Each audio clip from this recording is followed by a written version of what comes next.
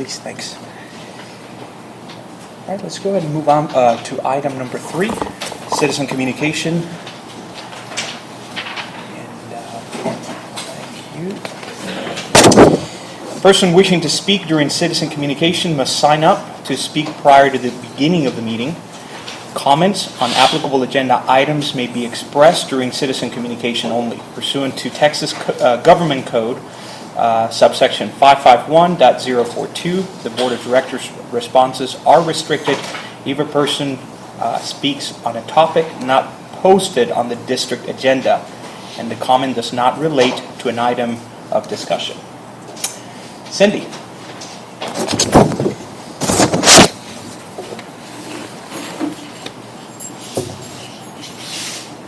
You have 2 minutes. Great. I'd like a big clock, that counts down for future reference.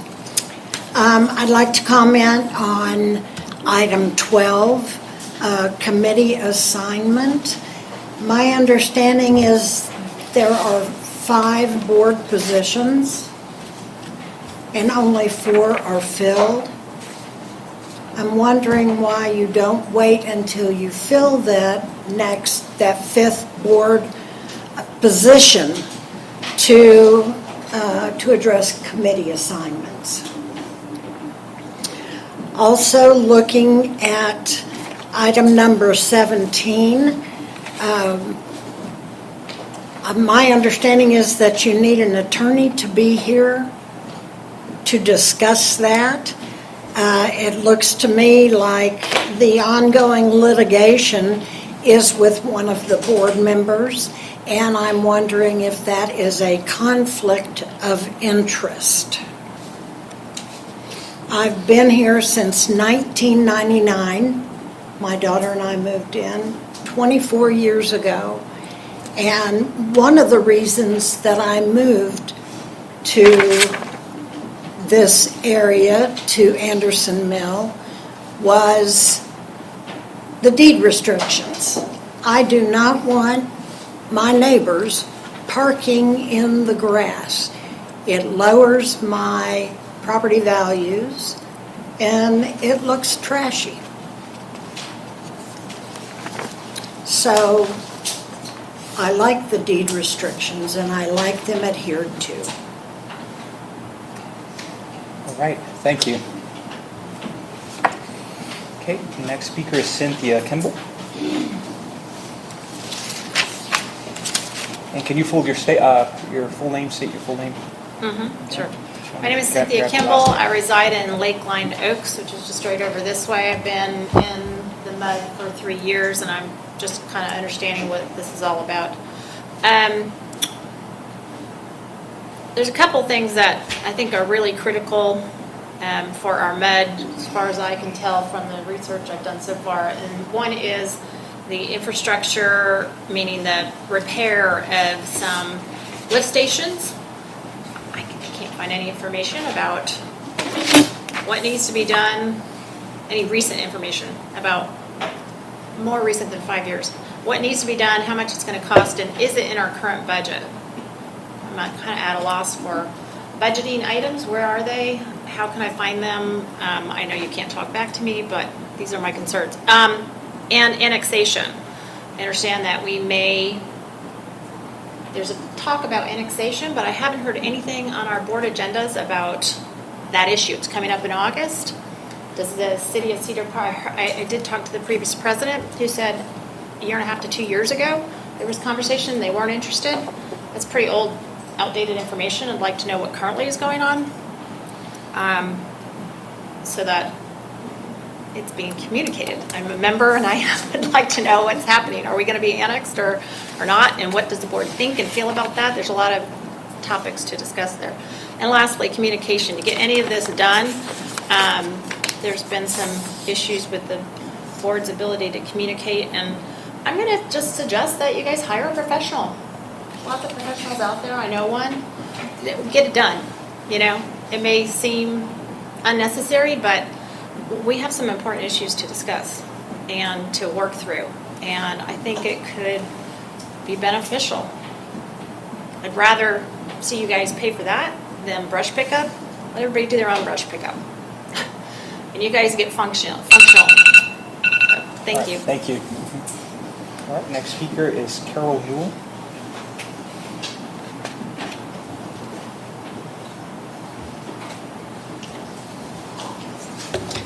Hi. Well, I'm Carol Norrell, and as many of you know, I am applying for the MUD board vacancy. And I'm going to speak tonight referencing agenda item 5A. Specifically, that's the March 8th minutes that y'all will be considering approval of. Because in that time, public comments referencing the board vacancy and the board decisions regarding the process and timeline for appointing someone to complete the term. And so that's what I am addressing tonight. I do have a family matter tonight that I will have to leave at some time tonight. Yes, I do have ideas about improvement. I too have some things that have been mentioned. I have some ideas about communication, some ways to help us do that in a better way. Yes, the care of our aging infrastructure is a critical issue, and we need to get to that, I think, quickly. But tonight, I'm really going to speak to you in hopes of helping you understand me a little bit better, okay? I tried the other night, and I want to tell you, I think I'd be a good fit with the board. One of the things is I work well with people. I've got a long line of history of doing that in multiple kinds of situations and settings. I've served on many boards. The last one was a groundwater board, which has some of the same responsibilities that you have to some of the same state agencies, TCEQ, the water code, and so I'm reasonably familiar with some of that. I was secretary on that board. It was a very knowledgeable, respectful, and professional board, and it was an honor for me to be a part of it.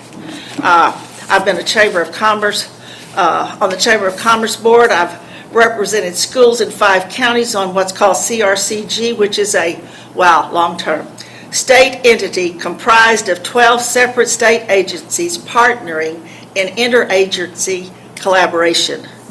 I've chaired superintendent's boards and lots more. Thank you. All right, thank you. Chris Rocco.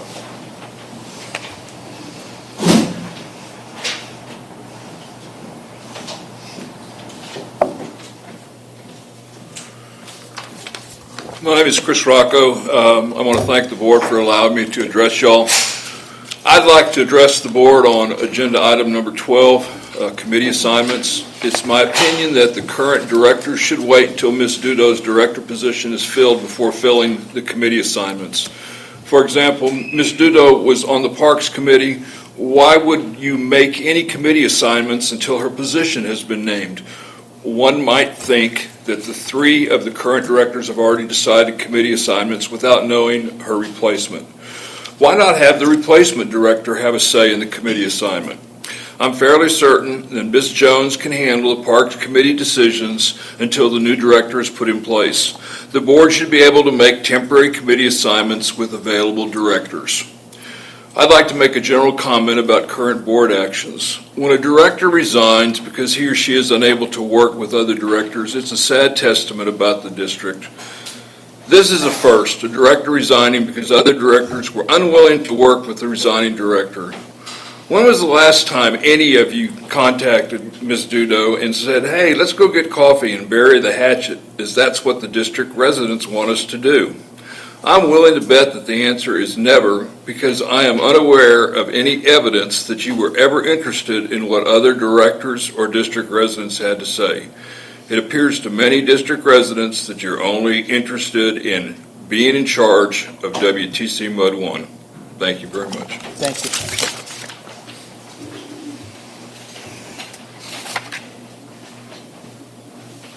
All right, that concludes item number 3. Moving on to item number 4, engineer's report, hatch lift station. All right.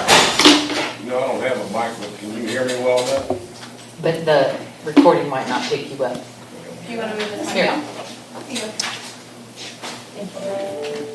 David and I can share. There's also one over there. There's an extra one here. Right, it's blinking green, so we're good. As noted, I kind of sent out a quick report update this afternoon on the hatch lift station. There was no, I'll just make note, there was no infrastructure committee meeting this month, so I didn't initially file a engineering report because we just didn't have anything to report. Since that time, as of Thursday, the Hatch lift station, we was reported by Infomark, has had a failure and overflowed. It filled up the wet well as well as the dry well. During the dry well being submerged, that's where all your controls are, and it appears that's what caused the shortage of all of that equipment, eliminating any means of shutting down the system to help fix it. Currently, just recently, wastewater transport service, and Infomark ran kind of the whole deal. It's kind of their deal. I'm just reporting what I've seen. They had wastewater transport out to do the pump and haul of the system to help eliminate any other spillage. There was some that went on outside of the well. They worked on that. I got by there Friday morning, saw wastewater transport loading up, taking off with the load. Looked in the dry well, saw it was about 3/4 full, and there's not supposed to be anything in there, so, that was pretty evident that we had a major issue going on. As of Monday, and I believe this is lined up for tomorrow, if I understand it correctly, to get down, the dry well's been pumped down. In order to get in there and assess anything, it's a confined space entry, and it's become more hazardous with the spillage of wastewater in there. That entry needs to be done in order to find out what happened, to start being able to make an assessment of that. Was it a force main issue? Was it a valve failure? There's no knowledge until we get down in the hole to be able to figure that out. And that should be happening tomorrow, again, as I understand it. Currently, understand Infomark got a pump around set up and is running that, which actually helps save on the cost of your wastewater transport services, so we can continue to run sewage through that system.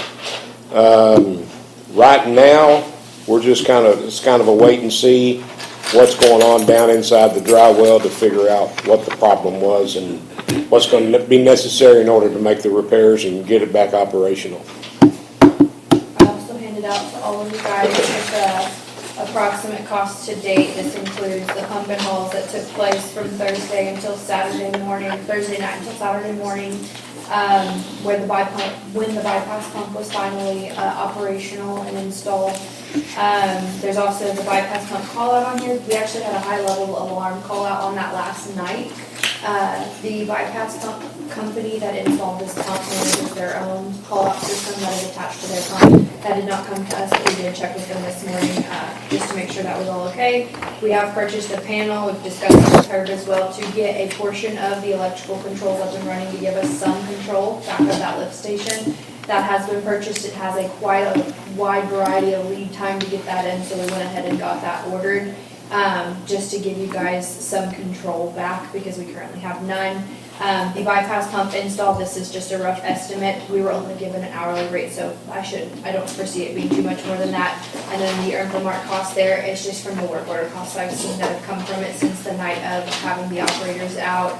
And having staff go in and out over the weekend just to make sure everything is okay. We do currently have operations staff checking it daily just to make sure because we aren't getting any call outs, so we don't have any control. So it's a bit of a manual process, sending an operator over, making sure that the pump is working accordingly, things like that, just to keep us in the loop on that. In addition to that, I do have your ops manager online tonight if you guys have any further questions that we haven't touched base on. His name is Jesse. He's available online. He's been listening in, so if you guys have any questions. That bypass pump, is that a per day charge? It's a hourly install, and I don't know, Jesse, do you know if it's a per day rate outside of the hourly cost that we received to install?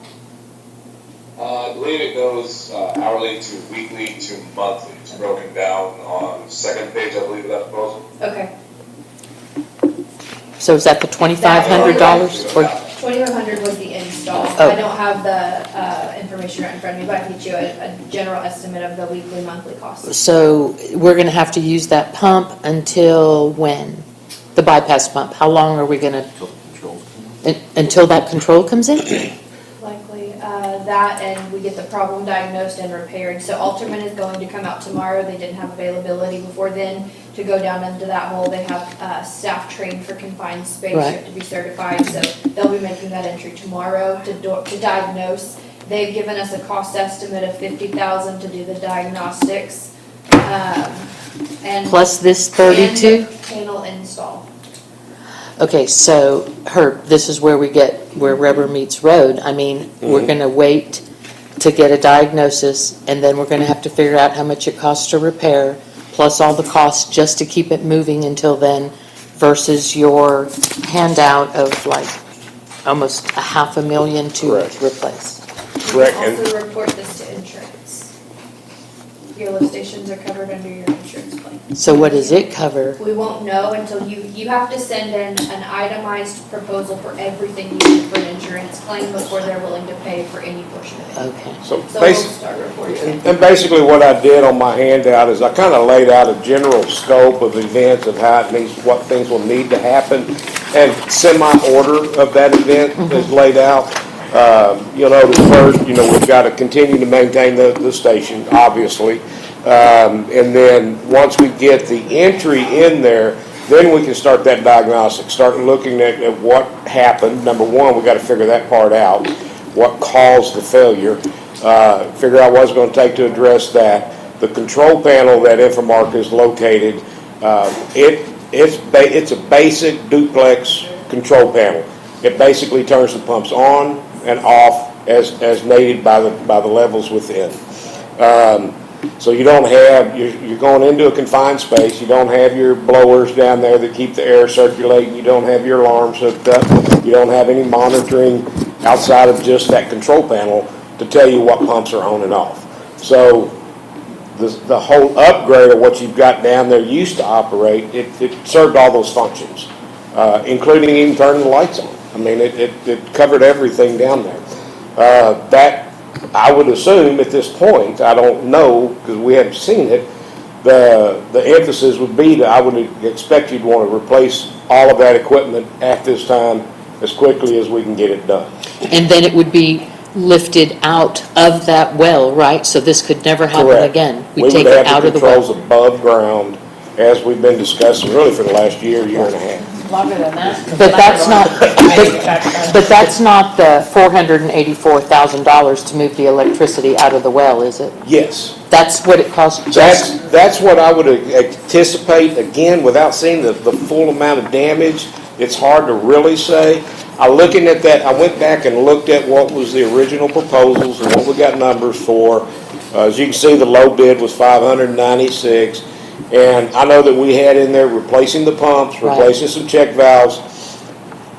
We could not do that stuff in an effort to just deal with the electrical. And the ideal was we had the station down, you ought to replace those items. If you didn't do those items, we could reduce that cost probably down to about $420, $450. But again, you're subject to a pump failure and all that. So if you maintain with our original number, you're looking at about $600,000. So that's kind of the big difference. Almost the same as what it was Initially. 2 years ago, yes. So there's 2 pumps, I'm assuming, Yes. Correct. and there's a main pump and then the backup one that. Well, they run lag, and they alternate. Yeah. And the pumps we just spent, last year, we spent $36,000 on, not even last year, 9 months ago, to repair the pumps. So we've got $36,000 repairing the That's pumps. Was that covered by insurance, Mackenzie? No, that's just general maintenance. The pumps weren't replaced or anything of that nature due to malfunctions, just general maintenance. that you And have then, on the and site. now we have another 32,000, so, plus all the interim downtime, and we've got over $100,000 in less than 12 months on this one lift station. So it's really, I think, serious time to consider. We just have to bite the bullet With and this just type of fix it. failure, which is totally That's catastrophic, unexpected, isn't it? And it is. This is a catastrophic failure within the system that, quite frankly, I have never seen this happen, to where the dry well is also submerged and everything's shorted out in Shorted there. Is there any way to reroute the business that goes to that one lift station to another? No, ma'am. No, ma'am. It was a long I've looked shot. at that. It was a long shot, but I Yeah. thought I would ask. So Herb, this diagram that you gave us, the outgoing flow is the yellow? That's Correct. outgoing? Correct. That's the part that's pressurized. And so I'm trying to, the alarms that tell us it's high level is in the wet well, correct? Correct. All your alarms and on-off transducers and floats are there. And we didn't get an alarm for that.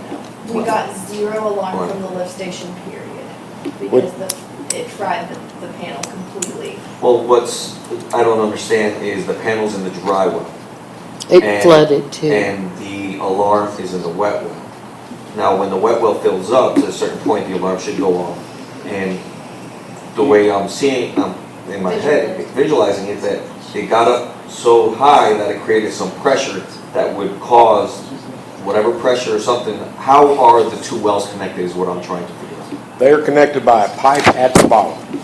Okay. And so, So that pipe one on of the the bottom, que- does it come all the way up? yeah, David, I promise you, you will just give yourself an extreme headache trying to figure it out right now without having knowledge of what's in there Right. and seeing what's in there. One of my first questions was on Thursday, did they lose power?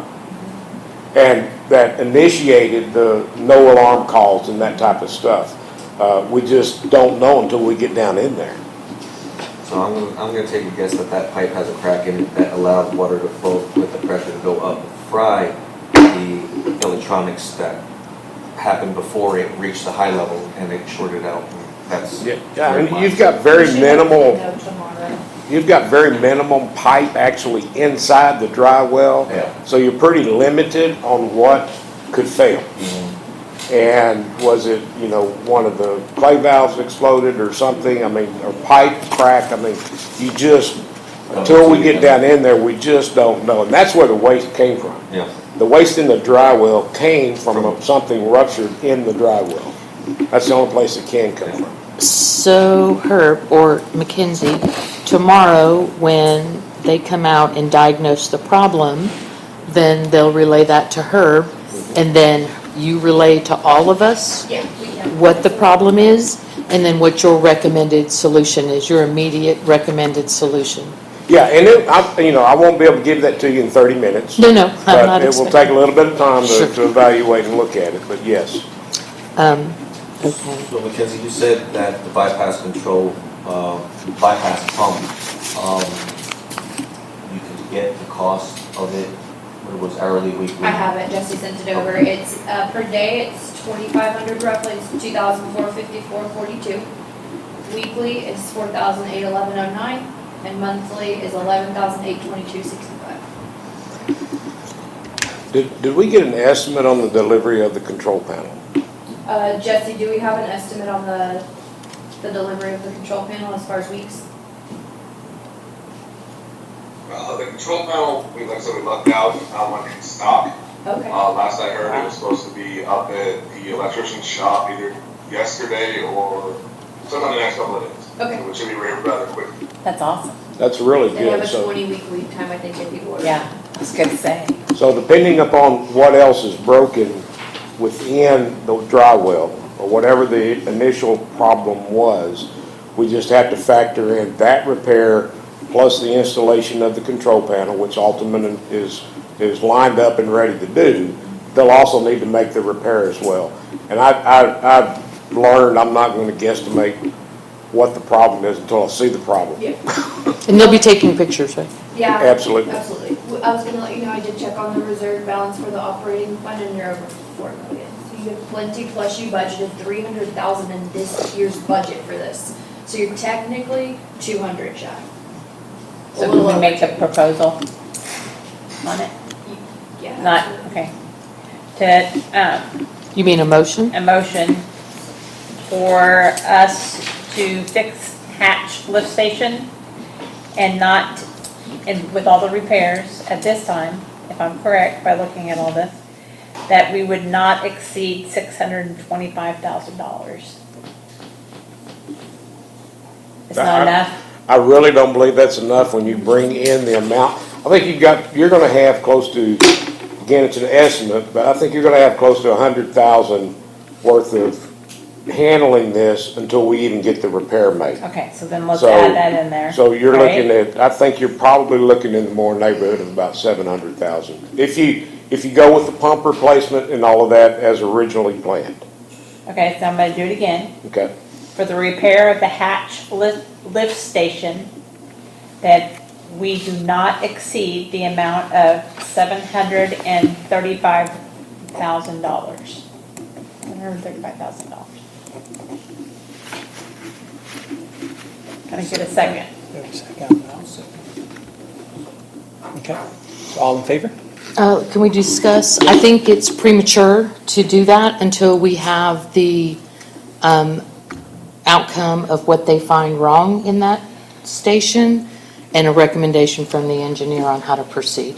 Well, this is that, if they come out tomorrow and they tell us what's wrong, we've already approved this much amount. I don't want to approve something that I don't know what the problem is yet and what it's going to take to fix it. That's a huge chunk of money, and 135,000 of that is unknown expenses, just handling, like Herb said. I would like to see that broken out more. What does that cover? That's a lot of money. And I really would like to understand where the problem was and what it's going to take to fix it. If your recommendation is we do everything from that proposal you put on the street, that's what I want to hear from you. Or if you say, no, we just need to move the electronics up, you've already spent $50,000 on pumps, let's just do that for the time being while we reevaluate what needs to happen long-term to this lift station. So you're saying that you want to wait another month for our April We meeting? won't have to because Okay, we're going to have another meeting. Okay, so we got David. No. Do you have we don't a comment on that this or no? Yes. Okay.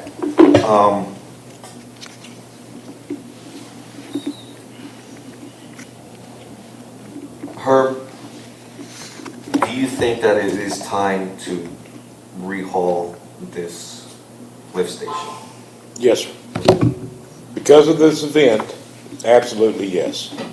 So my concern is that we're gonna spend this money to Band-Aid it, to find out a diagnosis, and we're gonna patch it up again, and then ultimately we're gonna say, let's replace the whole thing. So I feel like we're gonna throw money at this when, would it be feasible to go forward and just say, let's revamp the whole thing now? No, the problem is with this duplex control panel that's available, you can put it in and get your lift station operating again. Okay. It's not, they're gonna have to do some more frequent checks by Infomark to monitor it because you don't have the remote access of alarms anymore. But it's gonna take probably 6 months to get these new control panels built. Okay. They're not gonna happen overnight. So the best thing to do, in my opinion, is to go ahead and replace that install a duplex control panel, get the system back operating so we don't have to have bypass pumps or wastewater transport services or any of that, cut that out. So all we gotta do now, so all the district needs to do now is Infomark will pick up the monitoring, extra monitoring of the system itself.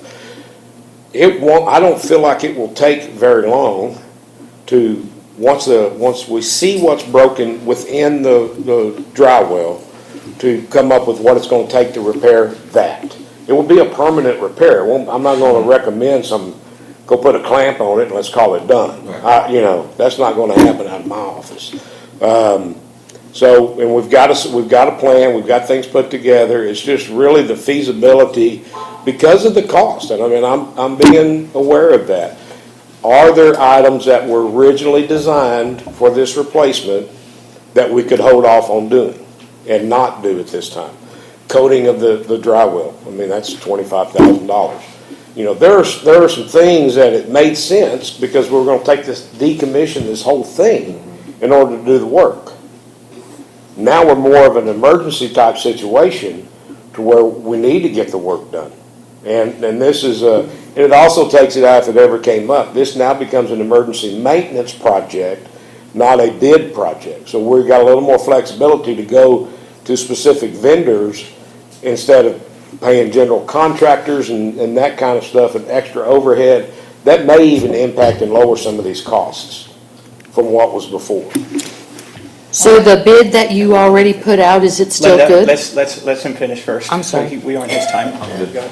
You're good? I'll yield time. Okay, your time, okay. go I just was gonna ask you, the RFP that you've already put on the street, that we have bids back from, is that still usable? No. Or is it too old? It's too old. Okay. ahead. Beth, any further? So my question to you is, do you trust Hanoi? Linda? That's not a question for this It is. agenda item. It is, because that's who's on the committee. And do you trust her that has been paid to take care of this for us? Because what you're doing is saying that you want to have another meeting, charge him to come to the meeting, charge these other people to try to get them to come to a meeting, and waste taxpayer dollars instead of agreeing to this tonight, which we know that he knows what he's talking about. He is going to contact Hanoi to talk about it first, right? So you need to trust people. And we need to really consider on the budget that, no, you do this every time. I don't, This needs to be equal. We need to have this approved tonight to take care of our neighbors so they are not smelling poop and everything else. This is crazy. I don't have We done? enough information. Yes. Okay. All right. So I have questions.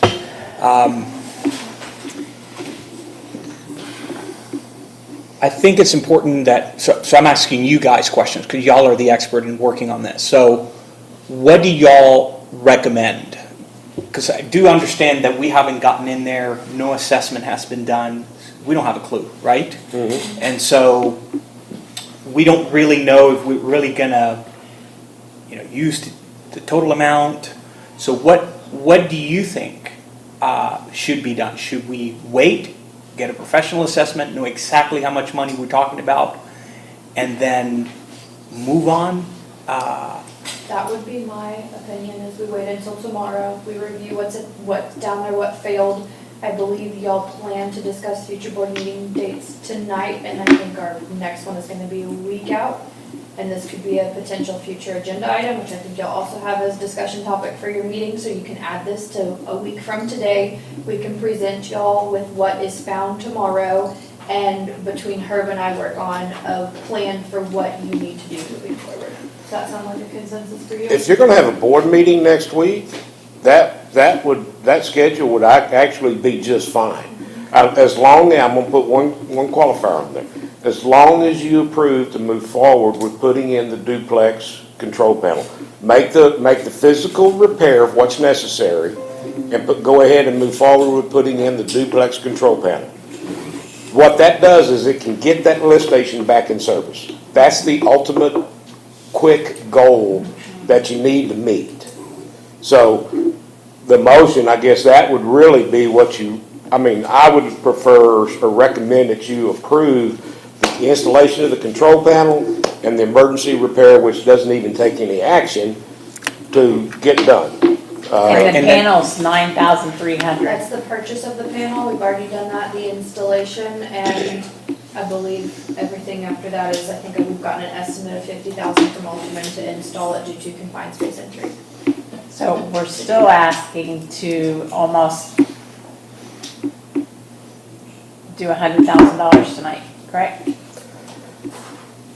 Not to exceed? Well, you're not really, unfortunately, this is where you need a lawyer, because I don't believe you need to take any action on that, because that's an emergency maintenance bill that has to happen. I agree. You've already spent the 30, you could probably take action on to approve the 50,000 from Alderman to get them authorized to move forward. Outside of that, the purchase of the control panel, the repairs within the lift station, that is just emergency maintenance operations. I think the motion should probably be more along the lines of fix it so that it does what it needs to do immediately, give us your assessment, and then in a week's time, we do a motion to either repair, replace, whatever he recommends. Yeah, if you want to take time to make that motion, that's fine, but It's not necessary, is it? It's not necessary to do the repairs and get it back operational with that control panel. You do not need a motion for that. Right. If you want to discuss replacing all the controls, that's different. That's a different ballgame. And I think sounds like a plan. Let's get a real good assessment in place, and we can meet at infrastructure committee how we're going to approach this sort of in the stages. Are we going to do the entire thing, or how are we going to, create this in a way that's going to be doable per the budget? But I agree. Let's fix it to where it's operational. Have a good plan in place, and then we can present that at our next meeting, and then just approve a budget for that. I agree. And, I mean, that sounds very reasonable, and you really don't need anything specific Yeah. tonight to move forward with that part. You don't have to pay them tomorrow. No. And like I said, the only thing, if you made a motion, just to be clear, although I still think it would fall under the maintenance, emergency repair stuff for ultimate at 50,000, that if you just felt the need to cover a base, it would be make a motion to approve their proposal in that amount. Right. That would be a cover your base kind of a motion. But I really don't think it's necessary, but I agree. It'll be in the minutes. But again, that's where, So you I'm not the withdraw your legal motion. guy. I'll withdraw. Okay, and assuming you, let me know when the board meeting is next week. Lenore, I would say that, I'm going to assume, are y'all looking at a Wednesday for next week? Okay. Lenore, probably Monday or Tuesday, you and I should discuss where we're at.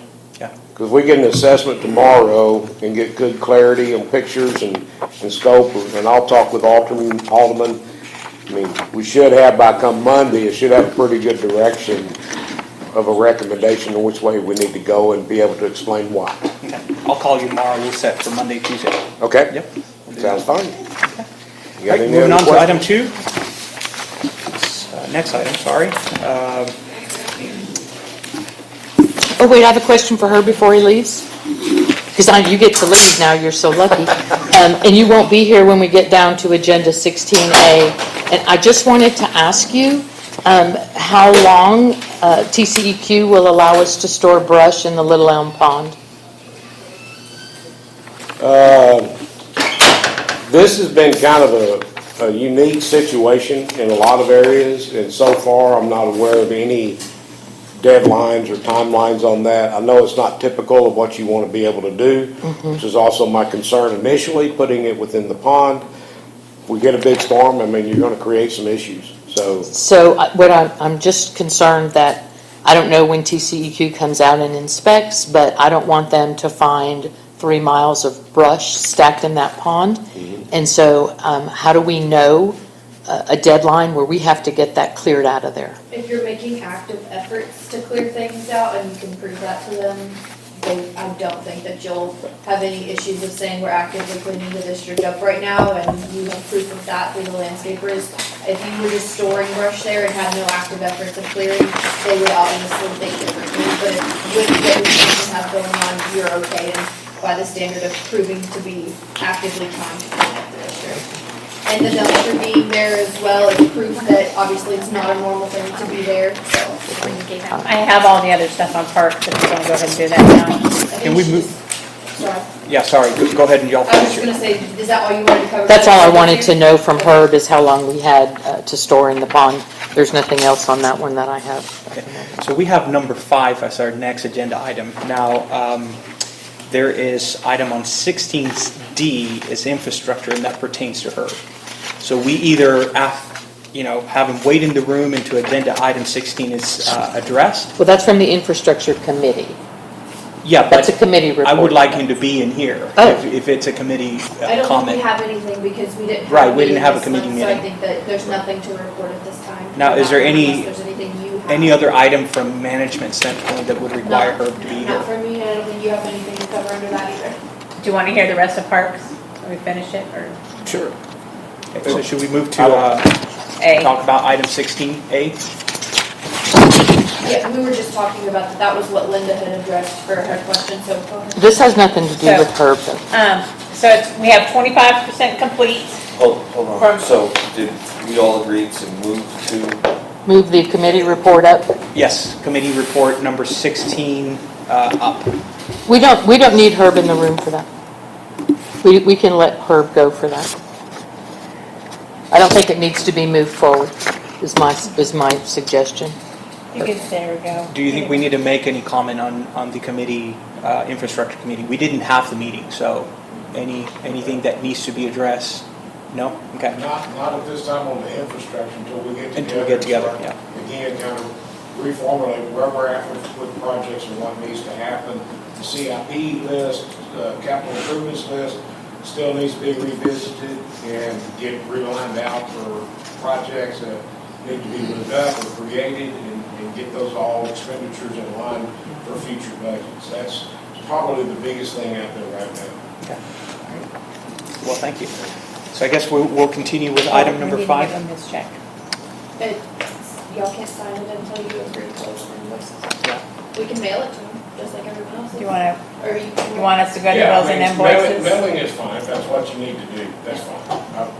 I'll just let Karen know. There was no issue with his check if you want us to sign it. Is the whole board comfortable with that? Because typically we don't let you Yeah, we sign checks review it. I'm until you fine with approve it. your. Well, that's not really happened, but I looked at his, it's okay. You looked at it, it's Yeah, I looked at okay. it. It's good. So, yeah, there's nothing wrong with this check. Quick. You can That'll carry make my it. life You easier. can carry it with you. So we can just, let's finish 16 if we can. That would be great. Okay, There's So only one, right?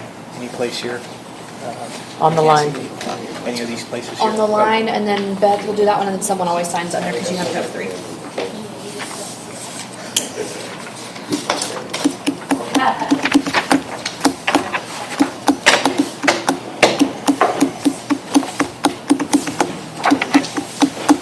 Send pictures. You didn't call it on the check. We're really curious as to what. I think you signed with color on the check, I think. I hope the bank's not going to close about it. Send them these. Yeah, it's just, I've never, out of 30 years, I've never seen that, so. It's our lucky day. It's been our lucky month. Last month too, yeah. We'll get it all taken care of. We're All right, we're thank cooking y'all. with All right, Herb, gas. thanks. Thanks, Herb. Okay. Before we go on, are you taking minutes this meeting? No, you took my job. I didn't take your job. No, you gave it away. You took it, so you're taking minutes. I'm So sorry, she's I'm not aware interim of. until you were back. So that was, the agreement Actually, was your interim. agreement in there said that you were going to do it until you got a lawyer.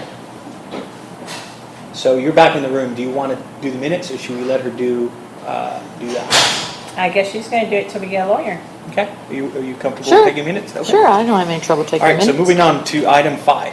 But the video of the says, agenda. which we'll deal with that when we get a lawyer. Just so you know. All right, can we Looking forward. move to item number 5 on the agenda? And that is your agenda item, correct? It's the consent agenda, it belongs to the whole board, but I do have a motion. And that is to approve March 1st, March 8th, special board meeting minutes as presented, to approve October 19th, 2022 meetings with the corrections presented in the board packet. Those are the only 3 sets of minutes with corrections on the October 19th one that are accurate. So January are not accurate. January is not accurate, December is not accurate. We'll have to pull those. But March 1st is, March 8th is, October 19th with the email that I put in the board packet with the corrections. We make the corrections, we post those 3. It needs a second. I'd rather wait till we have a lawyer.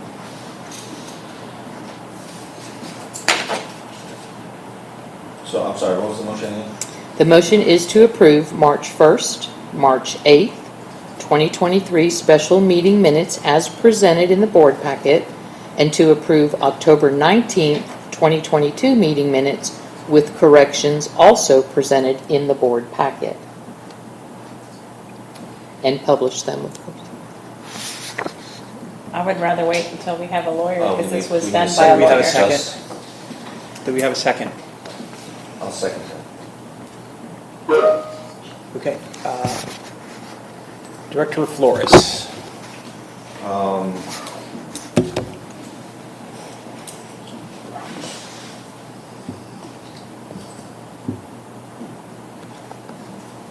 So I'm a little confused on that the consent agenda usually has to be approved or denied. And then if we deny the consent agenda, wouldn't we make another motion to approve? Just a little confused on the process of it.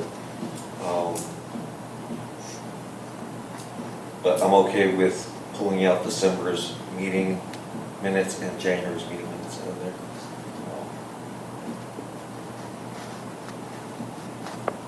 Okay, is that it? Have you looked at the corrections that she has done for the March 1st? Yep, for the October. Yeah, the ones that are bloated there, yes, I have reviewed the meeting minutes.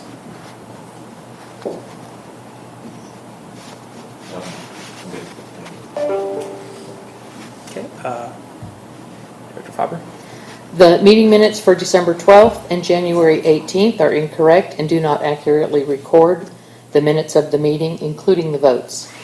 December 12th, paragraphs 6 and 11 are clearly in error, and the January meeting minutes don't capture the whole meeting. They stop halfway through the meeting, and then I showed Mackenzie, if you look at the minutes in the packet, they're highlighted in yellow is a previous board meeting. I don't even know which month that one was from, but it looks like whoever took those minutes was just adding on, and everything highlighted in yellow didn't happen on January 18th. So somebody has to sit there and watch the meeting and now record the minutes from where they stopped taking them and finish out that meeting, because it's not complete. And that's problematic because we have further down in the agenda, we have an open records request for those minutes.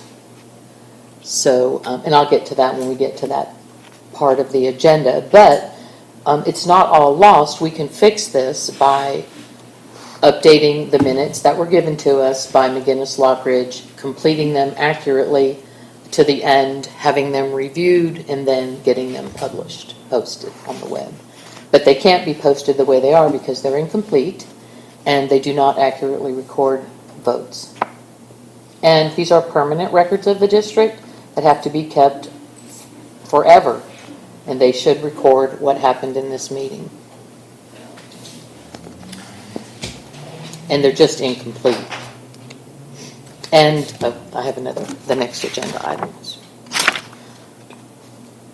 Are you done? Yes. Okay. All right, Director Jones.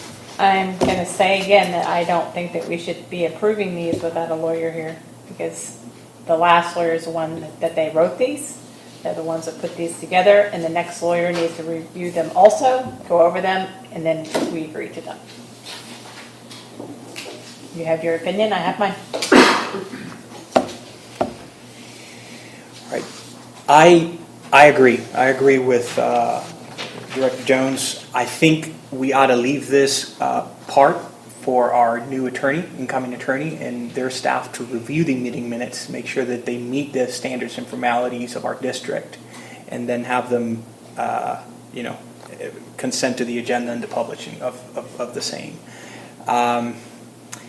I just don't feel comfortable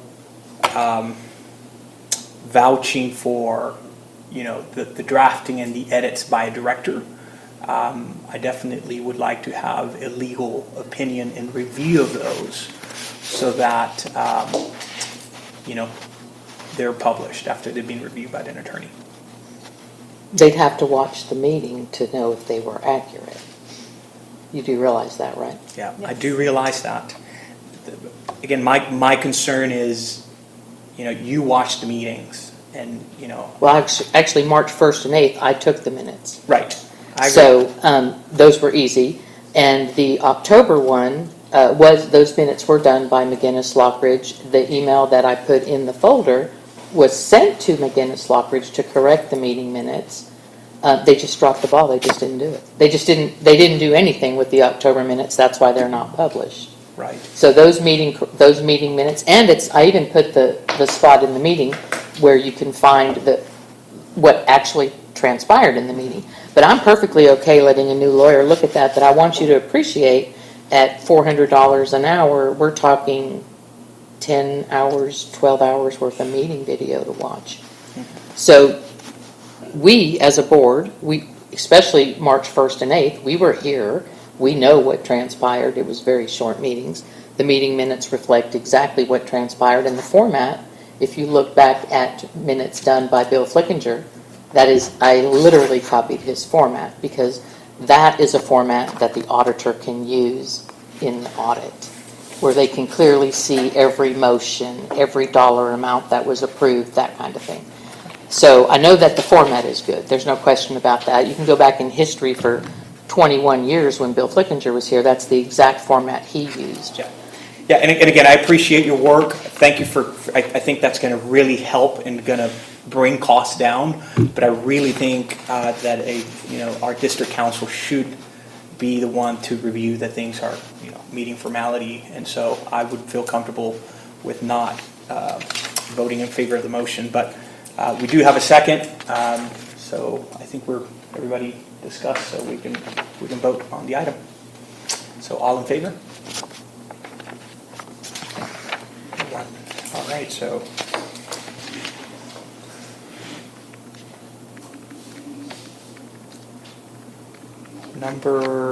let's move on to number 7. No, number 6, right? Oh, wait, we have one more thing on this agenda item, on the 5? consent agenda. Yeah. As I said, there is a... We've already voted on this. It's already... It's completely unrelated to these minutes. We have an issue, well, we can get to it in Item number 6. Meeting minutes of February 15th, 2023, February 8th of 2023. I put that on there. McGinnis Lockridge is not going to provide us minutes for those 2 meetings, although they were present. They said they didn't have time to do meeting minutes, so somebody needs to do them.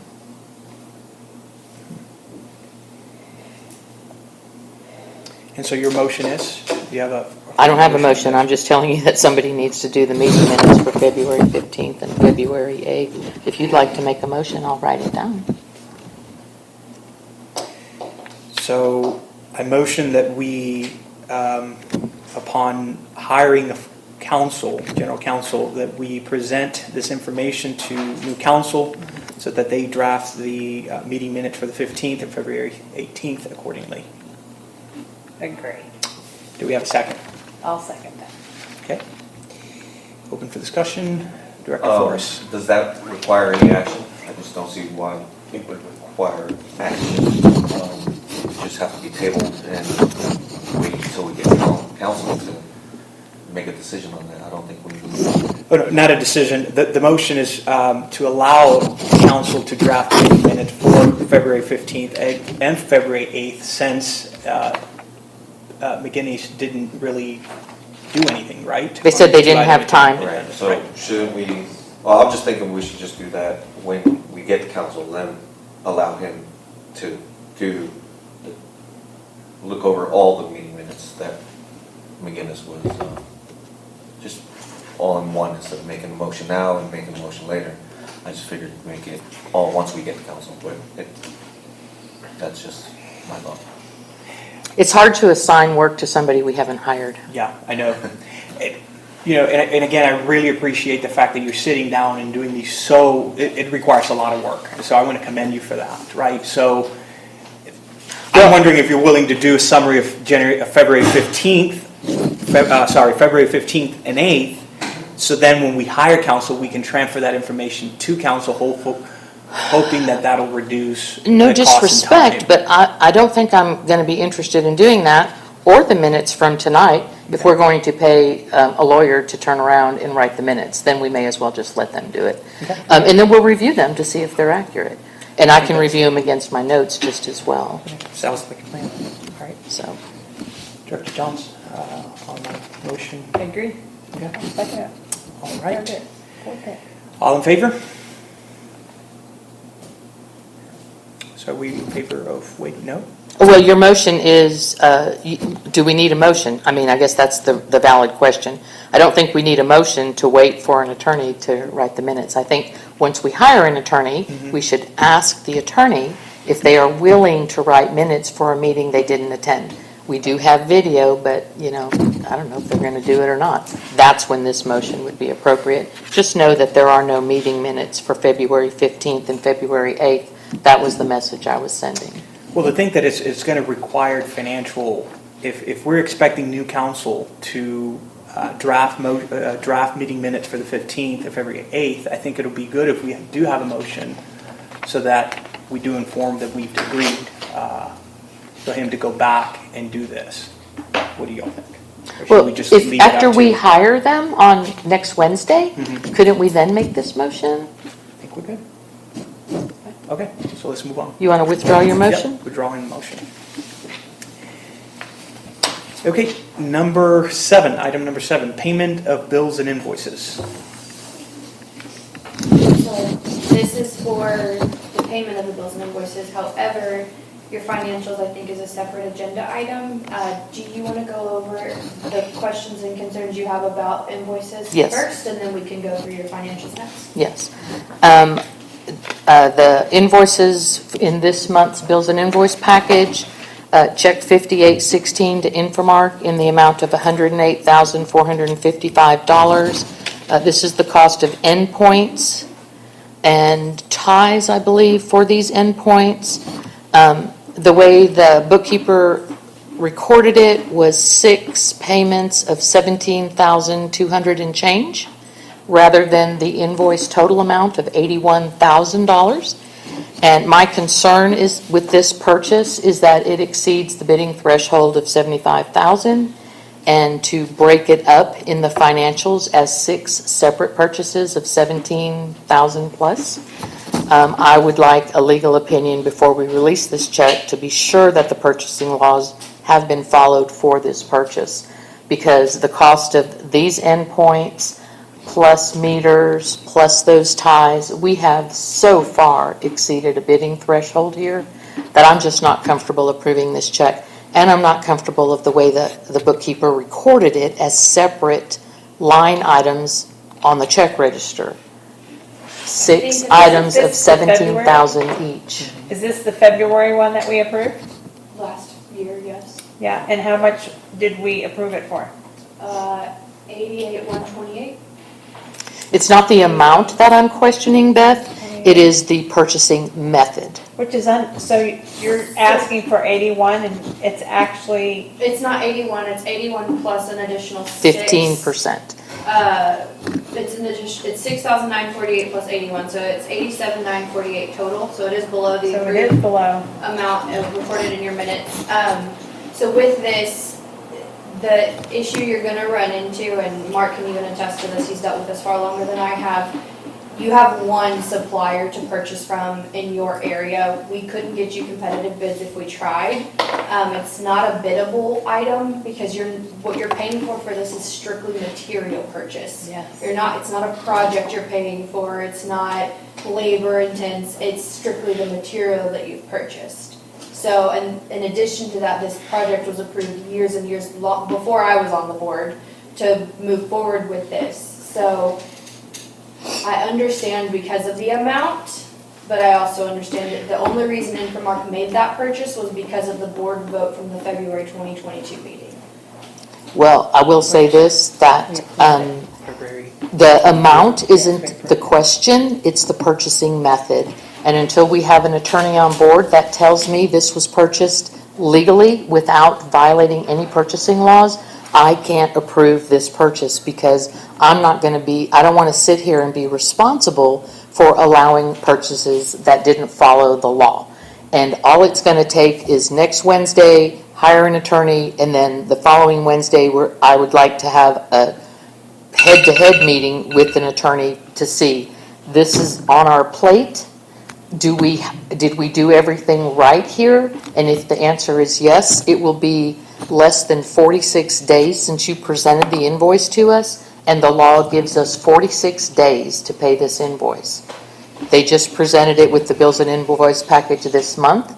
We'll have an attorney on board next Wednesday. We'll have an answer the following Wednesday, March 29th, on was this purchase done according to the law? If the answer is yes, you are absolutely right. It was approved by the board to do the endpoints, and we could absolutely pay this check then.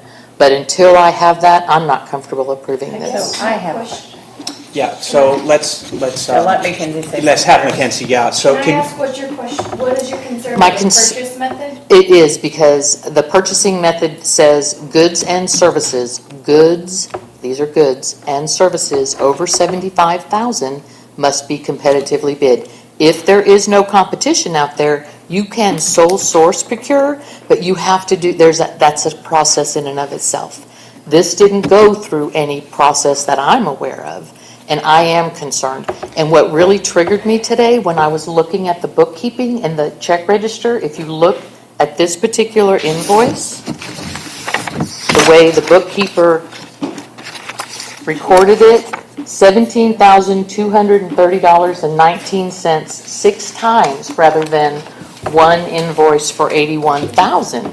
And that, to me, does not appear right. Again, I'm asking until March 29th to get a lawyer to tell me this was We okay. can correct how it's stated in the GL, that can be corrected.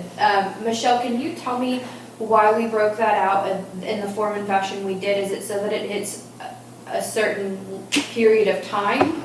Or is that so it hits certain GLs that apply to the entire district? It is coded to different GLs within the district. What do those GLs apply to? Is that strictly water, wastewater? Is that, I guess my Mostly question repair and is- maintenance. And this is endpoints on residents' water meters. So this is not different Give me parts just of the district. Mackenzie, to pull it. Thank you.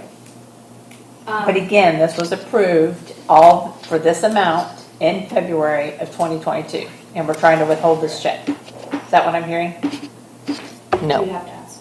No, that's not what you're hearing. You're hearing a concern about the purchasing method, and that invoice was presented on Friday.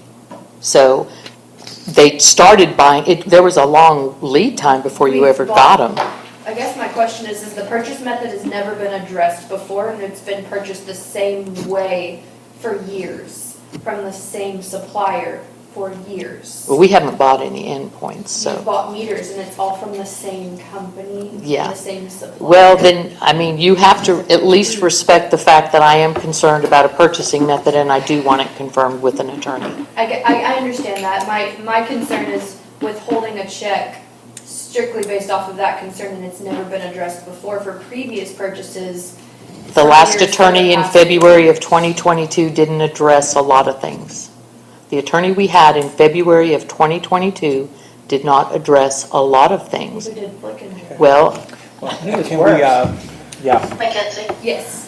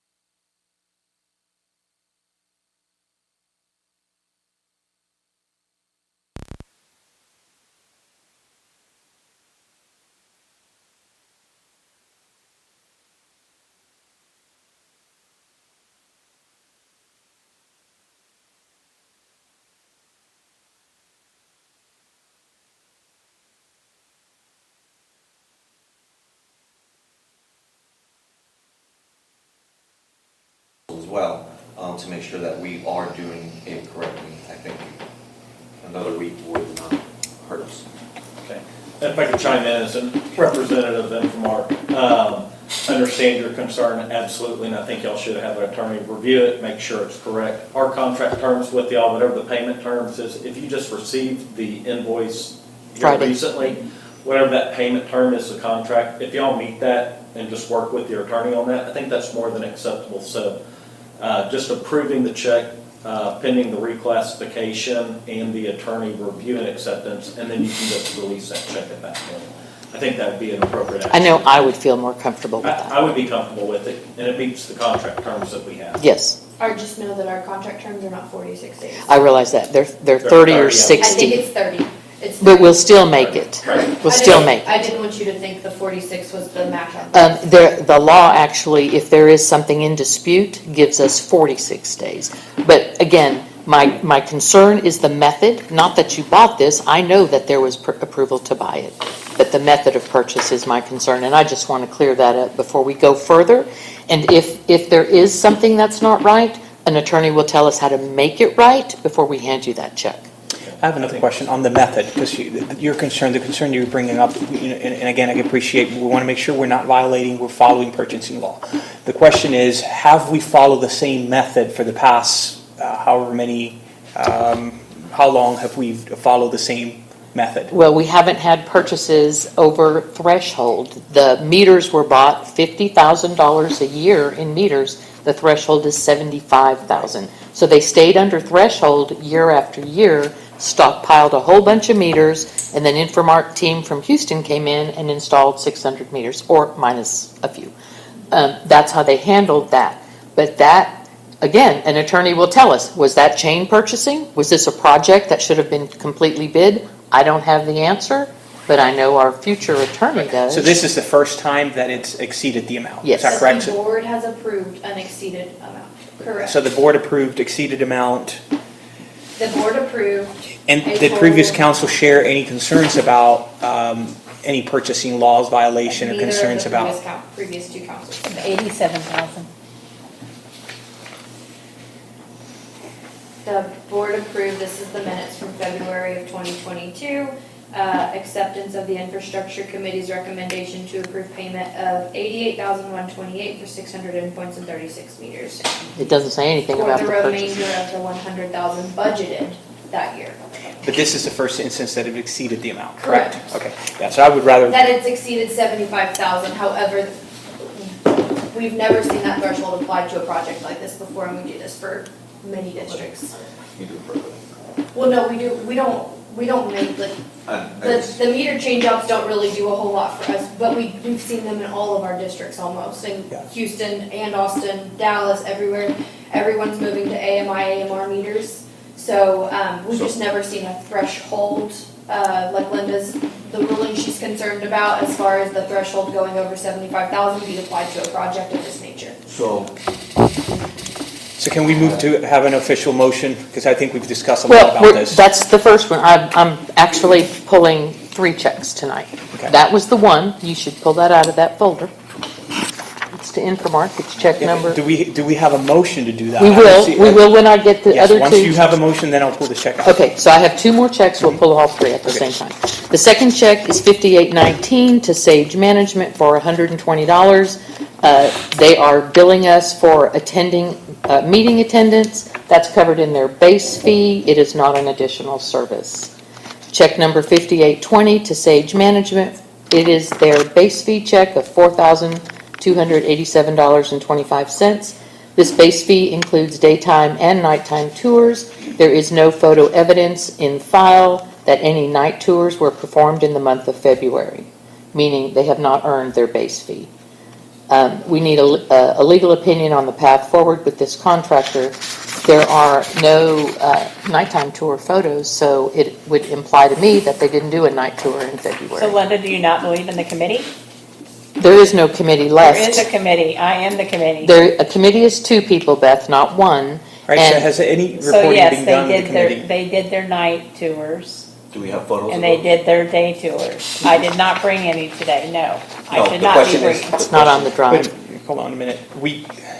we haven't really gotten a report from the committee to really make decision as to, whether photos Yes, were uploaded or stuff like that, so. Well, and they don't get paid for nights anyways, not right now. It's not, all. Some of it, they should be, and that's something we're gonna have to wait for the attorney.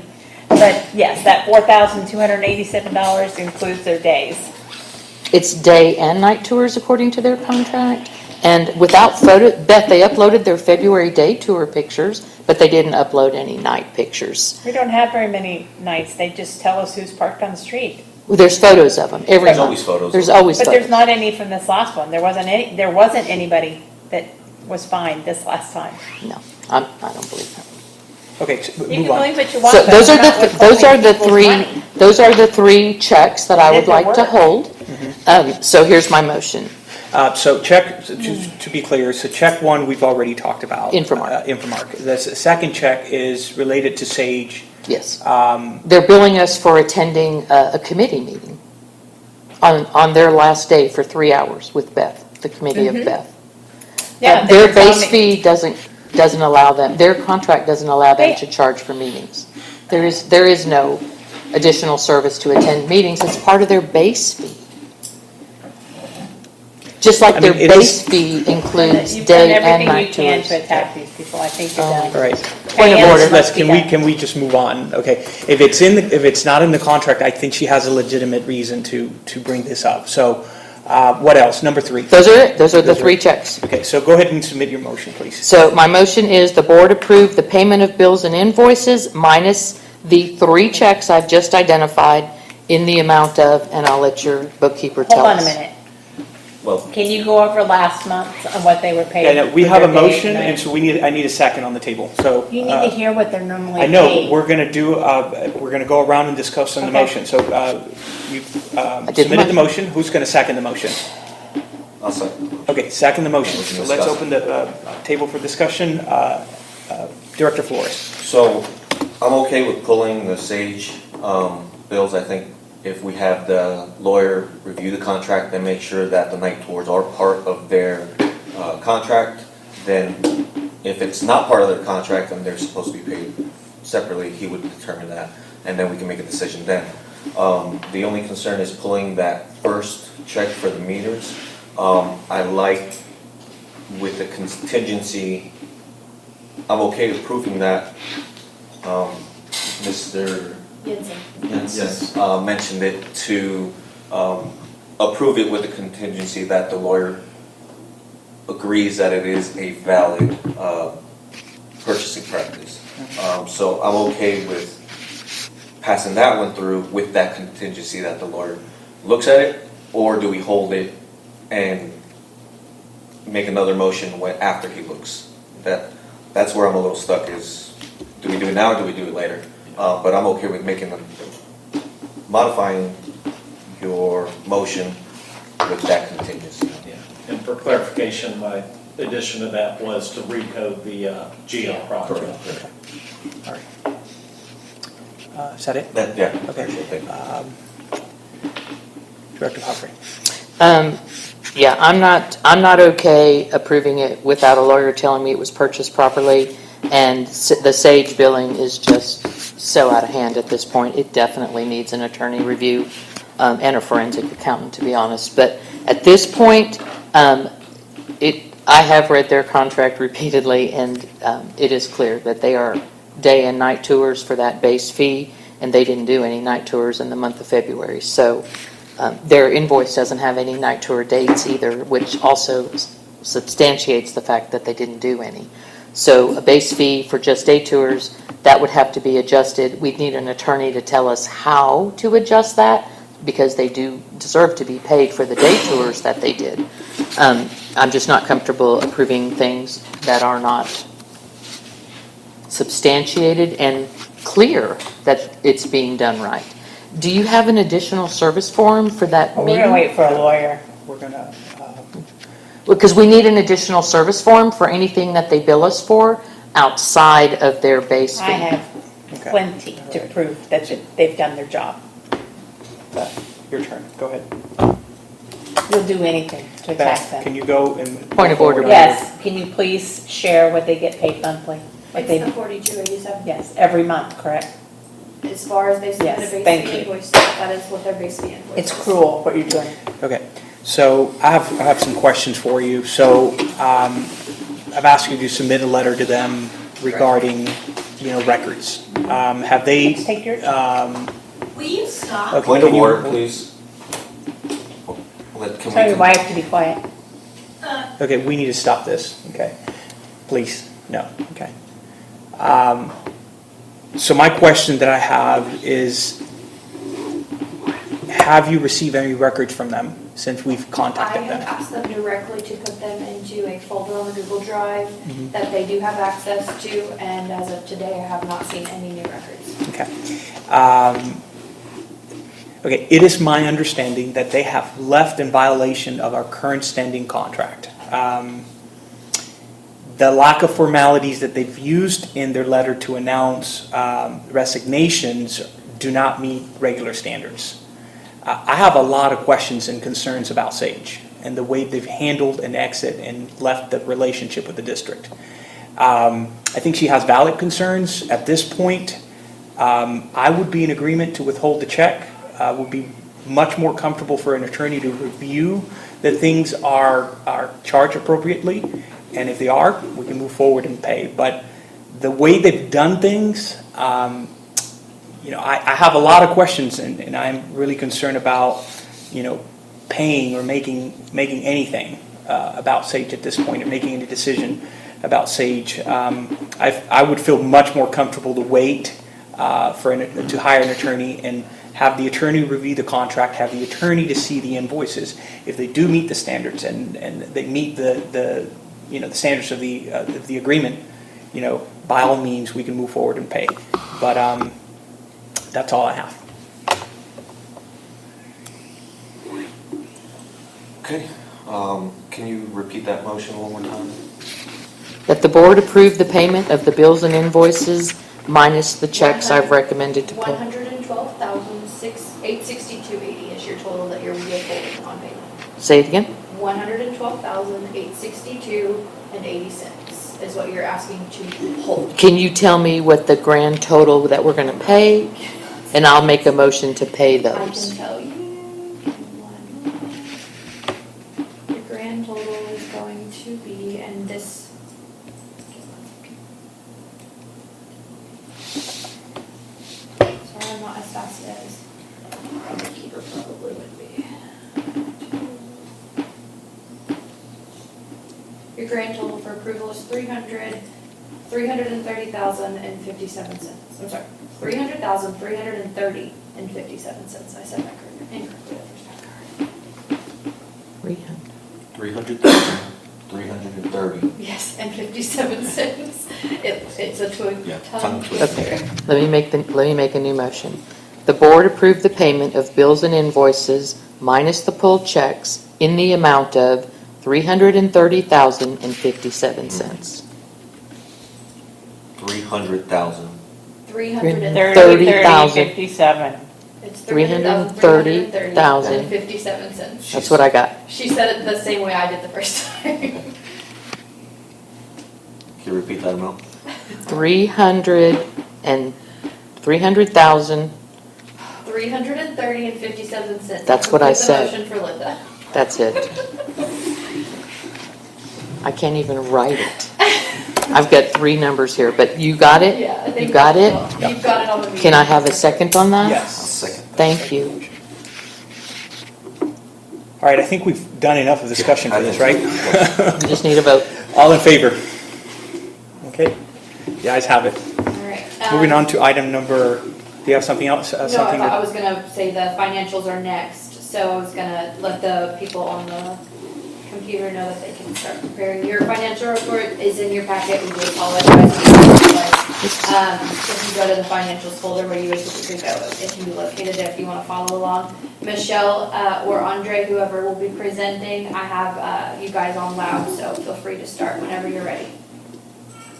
We're going to be presenting the February financials in the financial pack. I don't know, are you showing online, Mackenzie? They have their own copies on their iPads, so yes, Okay. they have what you have.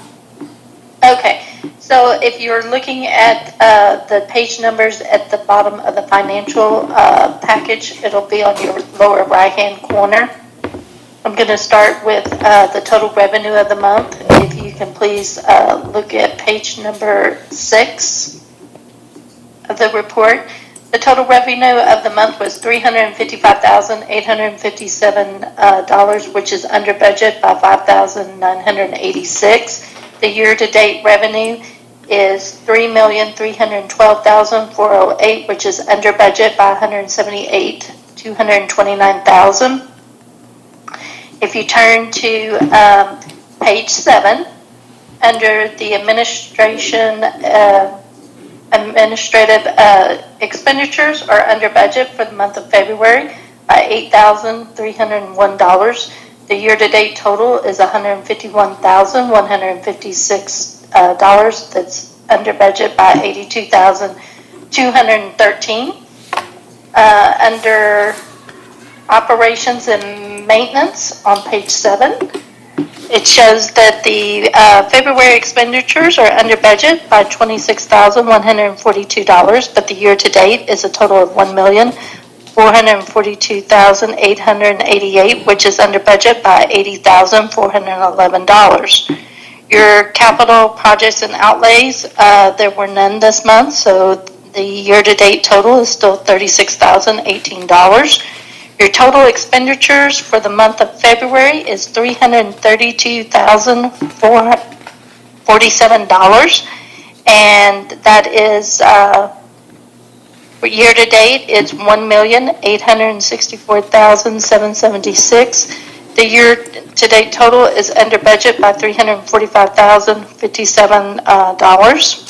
If you turn to page 12, as about your taxes, the district received $119,895 from the Williamson County Tax Office and $14,510 from Travis County this month, which gives you a grand total of $132,563 for the month of February. The current percentage that was collected was 97.32%, whereas compared to last year it was 96.58%. You have already made a motion on the payment register, and then if you turn to page 13 of 25, your total cash balance for the month, total operating funds is $4,347,500.79. The total debt service funds is $341,432.66, which is a grand total of total district funds of $4,688,933.45.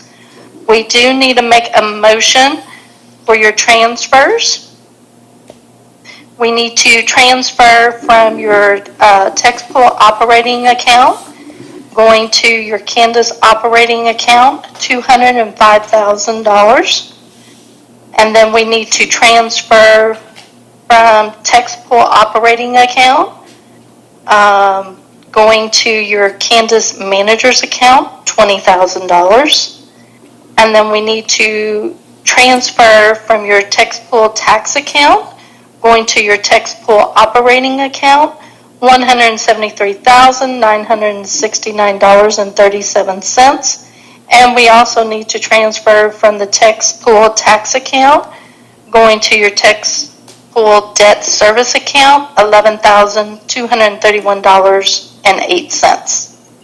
And we just need a motion and to be able to make those transactions. If you want to just state you approve the transfers as presented, that suffices. That's typically what you would do. You would approve it with the financial. As presented? Do you want to do that? So I'm just asking you. Okay, yeah, sure. I move that we approve the Transfers. the transfers as presented by Michelle. I'll second that. Okay. Should we open for discussion? Director Flores? I don't have anything. Okay. Director Fabre? I don't have any issue with that motion. But when we're done with this one, I do want to ask Michelle before she leaves a question. Okay. You're good? I'm good. All right, all in favor? Motion passes. Linda, what did you want? I wanted to ask Michelle if she had an update on the not-to-exceed expenditures authorized by the board. That's the storm cleanup not-to-exceeds and the hatch lift station not-to-exceeds. I don't think she'll have one right now, but can she get you them tomorrow? Yes. First thing tomorrow? We'll work on that. Or, together. Just sometime this the week. end of the before you- week. Okay. Yeah. We'll do that. Michelle, in case you didn't hear her, she wants to do updates on the not to exceeds for both hatch lift station and the storm cleanup. So the two Sunscapes proposals, we can go through the invoices we've received and look at it from that standpoint. Okay, no problem. Thank you, ma'am. If you guys don't have any further questions for Michelle, I know, Andre, before you sign off, I think there's gonna be some audit questions whenever that comes up. So if you'll stay on, Michelle, you're free to go. Okay, thank you so much. I greatly appreciate it. Y'all have a nice evening. Thank you. All right, item 11, You're General on Manager eight- Report. 8B, No, Are 9. we 8? 8B, Oh, 8. District audit. Oh, wow. Investment report. How did I get there? Okay, quarterly 8. investment report. Yeah. Review of district financial, B, right? Right. Quarterly investment report. We don't have anything for this, but at the February meeting, the last one Zach attended, he was supposed to bring a resolution, and this is outstanding business that our new attorney's going to have to address right away. So it might be something we put on a March 29th agenda, because we have an obligation to annually review the investment report, and there's a resolution that goes with it. So I'm going to move that to the March 29th agenda. Next up is your district audit. I know that Andre is on, it's Andre McAden. He is the Director of Finance for the IMS side of Infomark. He's available to answer any questions you guys might have and to discuss the status of your current audit and where they are in that process. Andre, do you want to go ahead and provide an update on where we are with the items that we owe to the auditors and a status update and where we plan to be in a little bit of a timeline? Sure. Again, for the record, Andre McAdden, and I'm going to correct you, Mackenzie, so Stephen doesn't get mad at me. I'm Director of Accounting. Sorry. Stephen's Director of Finance, but I'll take the promotion. But don't tell him. At any rate, good evening. We are moving along with the audit. We are behind what I noticed once our last accounting supervisor left, that a lot of the detail that was required for the audit had been pulled together and organized. It just had not been submitted. And so I had gone in and started updating or confirming the information that's available so I could start providing it to the auditor. I shared with Mackenzie earlier today, or yesterday and early today, that the way that I'm tracking our submissions to the auditor, there's a total amount of documents that need to be, that they have requested. And so I'm essentially just keeping a record of the percentage of documents that have been provided, so it's easy to see how far along I'm getting. Earlier today, we were at a pretty low percentage, about 5 or 6% of the documents provided. Once I located the rest of the detail, we're up to about 25-30% now, and my target is to have half of the information to the audit team by noon tomorrow. The focus has been on the primary items that they need, which would be the general ledger, trial balance, checks, and some reconciliations. Much of that information has been submitted. There are some items that we need to get from third parties, which we have made the request, although it was late this afternoon, so I don't expect to hear back from them until the end of the week. But again, my target is to be 50% complete tomorrow, and by Monday, closer to 75% on the items that we have direct control over.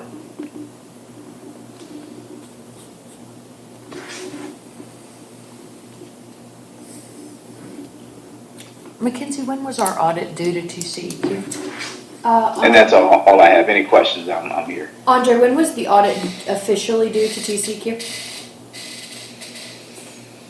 March 31st, I think, is the deadline? Is the date. You can say, yes, it's the deadline. But in my discussions with the auditors for Texas, from my understanding, if it happens to be April 1st and everything is complete, TCQ is not going to come banging on the doors and issuing fines.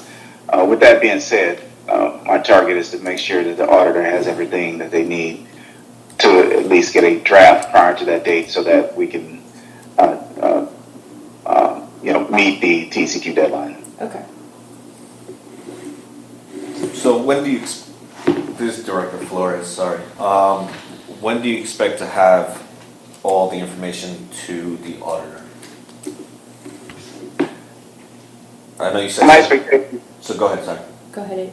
My expectation of the items that we control, my target is to have everything to them by Tuesday or Wednesday of next week. When I say items that we control, that'd be our internal financials reports that we run. The third-party reports that we have to get, we're going to push everyone to submit that information to us. But my target is to have 100% of what we control to them by mid-next week. Is that roughly 75% of the needed documents? Is that what I heard you say earlier? Our portion? Yes. And do you know how much time the auditor needs once they have 100% to get it to TCEQ? To us. Or is it to us and then we You approve and then it goes. It'll come to you first, yeah. Okay. That's more of a question for them. Okay. I do know in working with the auditors from Texas, they move pretty fast. And so, for example, one of the other districts we had, we got everything to them in, I think it was maybe a week. They issued a draft for us to review and then a final audit a couple days later. Your auditor, I've got here, is Maxwell Lock Ritter. They're pretty efficient. Wait a minute. Yeah, Maxwell Lock Ritter. That's correct. They're pretty efficient. So once we have everything to them, I don't foresee them dragging their feet on it. Andre, it's Linda Fobb. I'm looking at our district calendar that our previous attorney turned over to us. And in January every year, we are supposed to approve the district audit for the fiscal year that was audited. So we're in March. And in March, on this calendar, literally the audit is only mentioned in the month of January to approve it and submit. So I'm not really sure what the deadline is, but I'm sure Mackenzie's going to stay on it. I did go out to SureLink today and look at data, and it is wholly missing a lot of data. And another thing that is required for the audit is 18 months worth of meeting minutes, which we are also missing meeting minutes. That's how they compare the numbers that are given to them by Infomark with board motions to make sure that they are spending what we've authorized to spend. So we have big holes in the audit, and it's going to be late. Yeah, so the rule that they have online, it's 135 days after the end of the water district fiscal year. Yours ends September 30th. Right. 135 days, so. So 6 months and 10 days. Mm-hmm. So it's this month. Okay, well, you can't make it go any faster than you do, so. And what percentage are we? We're at 20, we're at 60% Yeah, as today. information goes, I'll make sure Mackenzie's in the loop so that she can relay 25%. updates to all of you and you can track the progress. Thank you. There is nothing we can do to speed this process up unless Andre has some magic miracle where he can push data that he doesn't have. So. Correct. And can we petition an extension for this kind of filing? Andre, are you familiar with doing something of that nature, petitioning for an extension? I am somewhat familiar, but I will say that in communicating with a different auditor also in the Texas region that audits MUDs, his advice was to not issue a petition or call or whatever in the interim period, but simply focus on getting all the information in so that they being the auditors can do their part. I suggested to him that we do that to give us a window, but his advice was to not do that so that, it doesn't suddenly put a high beam on the district. Here's what the worst case scenario is. They don't shut us down, okay? TCEQ doesn't shut us down for not providing the audit on time. The worst case scenario, is they would fine us for being late. What that fine amount is, I have no idea. But I'm sure as a board, we would agree that if our audit is late and if we are assessed a penalty for that, then the rightful person to pay that penalty would be Infomark Accounting, because we pay them to do this for us and do it on time. So I don't think we need to jump a gun here. I think we need to get it done, get it submitted, and then see what TCEQ does. If they issue us a fine, then as a board, we vote that Infomark Accounting pay that fine. And we move on down the road, because there's really nothing else we can do. We can't make them feed data that they don't have into a system. If they don't have the data gathered to give to the auditor, we can't do it. Well, much of the data that we need is in-house or is in our accounting system. It's a function of generating the necessary reports to feed them the information. The only thing that we don't have, as I mentioned, would be the third-party reports, such as water consumption and the number of meters that you have. That data we have to get from, again, a third party. But all of the who's the information third that we party? Isn't it control you? would be the reporting, and that is what's getting uploaded now. So your third party is the other side of Infomark that does the business, and you're the accounting side. So that should be very easy, because I know Mackenzie has those numbers ready. So again, there's really nothing we can do. All right. Anything else? All right. Moving on to the next one. All right, Andre, you're good to go, thank you. Thank you. No problem. Thank you. Good evening. Hanoi, before you move on, you and David are on the audit committee. Have you looked in that SureLink system? Have you been given access to it? I have not been given access to it. I have not been It's always a good contacted. idea. You have not either.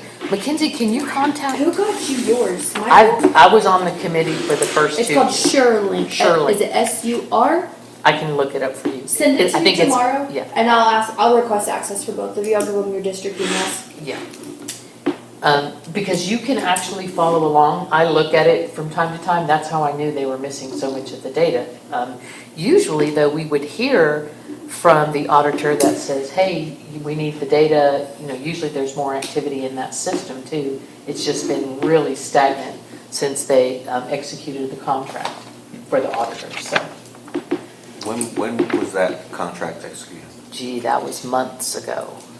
Real early, like sometime in, I think it was September. Yeah, The that end of early. September or October. so, Great. So Just let's move wondering on how to the general manager's report. nope, not yet. Wait, District, We're on deed 10. restriction enforcement services. Thank you. I know you wanted to end, but it's not yet. Let's keep it moving. Okay. All right, deed restriction enforcement services, request for proposals. I actually put this item on the agenda because I saw that RFP was out there, and I actually looked at it after Herb did some enhancements to it.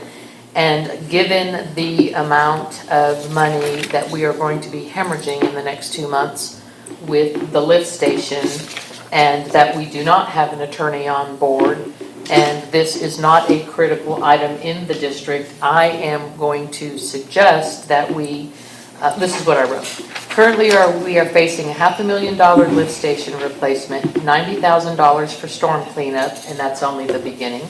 And given the enormity of the task, we're looking at an additional 10 days minimum to get all that cleaned up, which would be, at today's prices, $20,000. And we still need an arborist to take care of all the tree damage in the parks and pond. My untrained eye is guesstimating upwards of $100,000 for that service because the demand for this service exceeds the supply of people who do it. That's the arborist. Making it the perfect storm for people in the business of cleaning up after it. We can't control Mother Nature, but we have an obligation to deal with it. These huge ticket expenses are over $800,000, which are not budgeted. In order to cover these costs, we have to cut expenses elsewhere. The total cost of enforcement services is in excess of $200,000 per year for the enforcer and the attorney who is heavily involved in every aspect of this service. History over the past 4 years demonstrates that the number of perceived violations remain the same month after month. It doesn't get better, it doesn't get worse. What it does do is create a situation where the enforcer and the attorney make a lot of money. I don't disagree that from time to time an intervention on a property is warranted, but it is very rare and does not necessitate the expense that's been thrown at a perceived problem. I believe there are better, less costly ways to deal with this. This month's invoices include one from the engineer's representative for the district for almost $1,000 for his RFP, which is published on the website. The copy of the rules that are supposed to be attached to that RFP are not included with the document. The entire proposal gives the decision-making authority of what the contractor will and will not enforce to a committee. Contractor communications are directed to a committee. The contractor is given the power to assess fines, I imagine in concert with the committee. This RFP as written would be in violation of the Open Meetings Act and violates the responsibility of the district by its board, not by any two members that make up a committee. Prior to November of 2020, there were 2 public meetings each month prior to 2020. One, the general meeting like we're having tonight, and the second one was a deed restriction committee. But it was held publicly and the full board was in attendance. It took me a while, but now I understand why it was done that way, and that is the DRC committee is making decisions and spending public funds outside of the public's view. That's a direct violation of the Open Meetings Act, and this RFP is written to further what has been practiced for the past 28 months. So, I think it is my opinion. Time's up. I need more time. Okay, all in favor? More time? I just need to say that I'm not against a deed enforcement contractor. I think that is definitely something we need to look at down the road, especially when there's another person on this board. But I don't think it's a priority that needs to be dealt with today. I think we need to deal with the very expensive issues that are facing us out there on the streets and at that lift station. And this needs to be put on hold until an attorney looks at that RFP, because as it's written, it gives power to the enforcer and the committee. And that's not how that's supposed to work. Okay, so you have do you have a motion? Yes. Wait, we all get to talk about it after Oh. this. You want me to make a motion for a We're gonna- second? I Have to move, make the motion, then we talk about it. okay, I move that the RFP is postponed until an attorney has reviewed it. And that it be shelved until that time.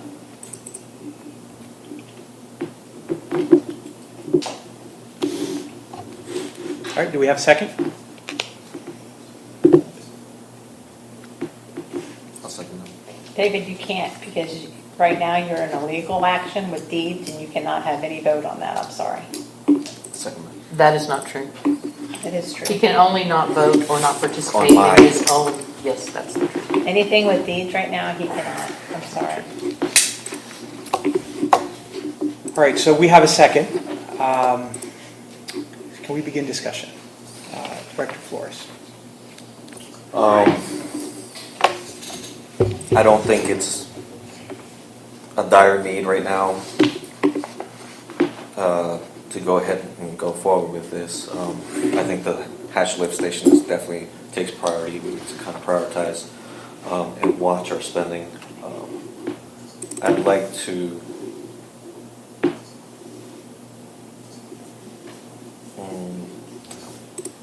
yeah, no, I agree with Director Fav that we need to prioritize and watch our spending, and this can hold off until the attorney reviews it. That's it. You're done?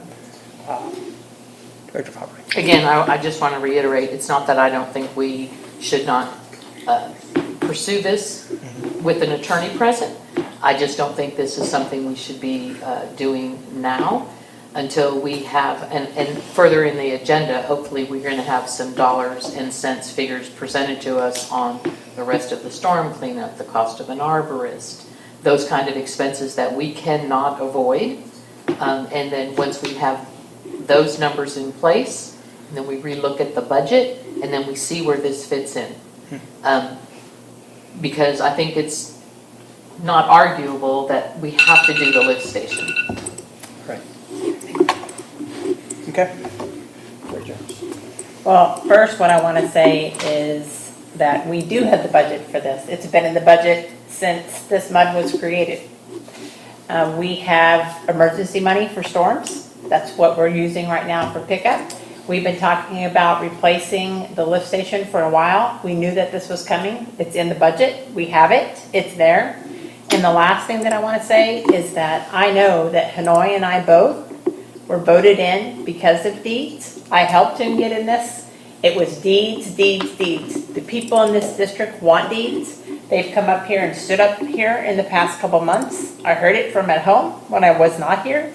Deeds are probably one of the most important reasons why people live in this district. The reason why we have a MUD, people moved here, was for deeds. If you don't want deeds, people move. They don't want them. But this is very important, and it is in the budget. You're just making something up to get rid of it. But it's there. The money is there. There is no reason to ever get rid of deeds. And I will stand up for every person in this district. That is why I was voted. I will strictly stand up for this 100%. And I know that's another reason why Hanoi was voted in. So I hope that you consider that. Trying to take it away when you have a friend that has a lawsuit right now is wrong. Point of order, Beth. Okay. No, I'm not done. But now I am. You're done? Okay. Are you done? Yes. Okay. All right, so I just want to clarify that. Okay, I'm kind of confused here. I'm not hearing from you that you're trying to get rid of deed enforcement. Not at all. Right, which that's something I totally don't agree with. I know. I mean, we ought to have a body that would, help us, have deed enforcement. I mean, that's something that I'm not hearing from you guys, correct? All I'm hearing is Asking for a we're going to pause. postpone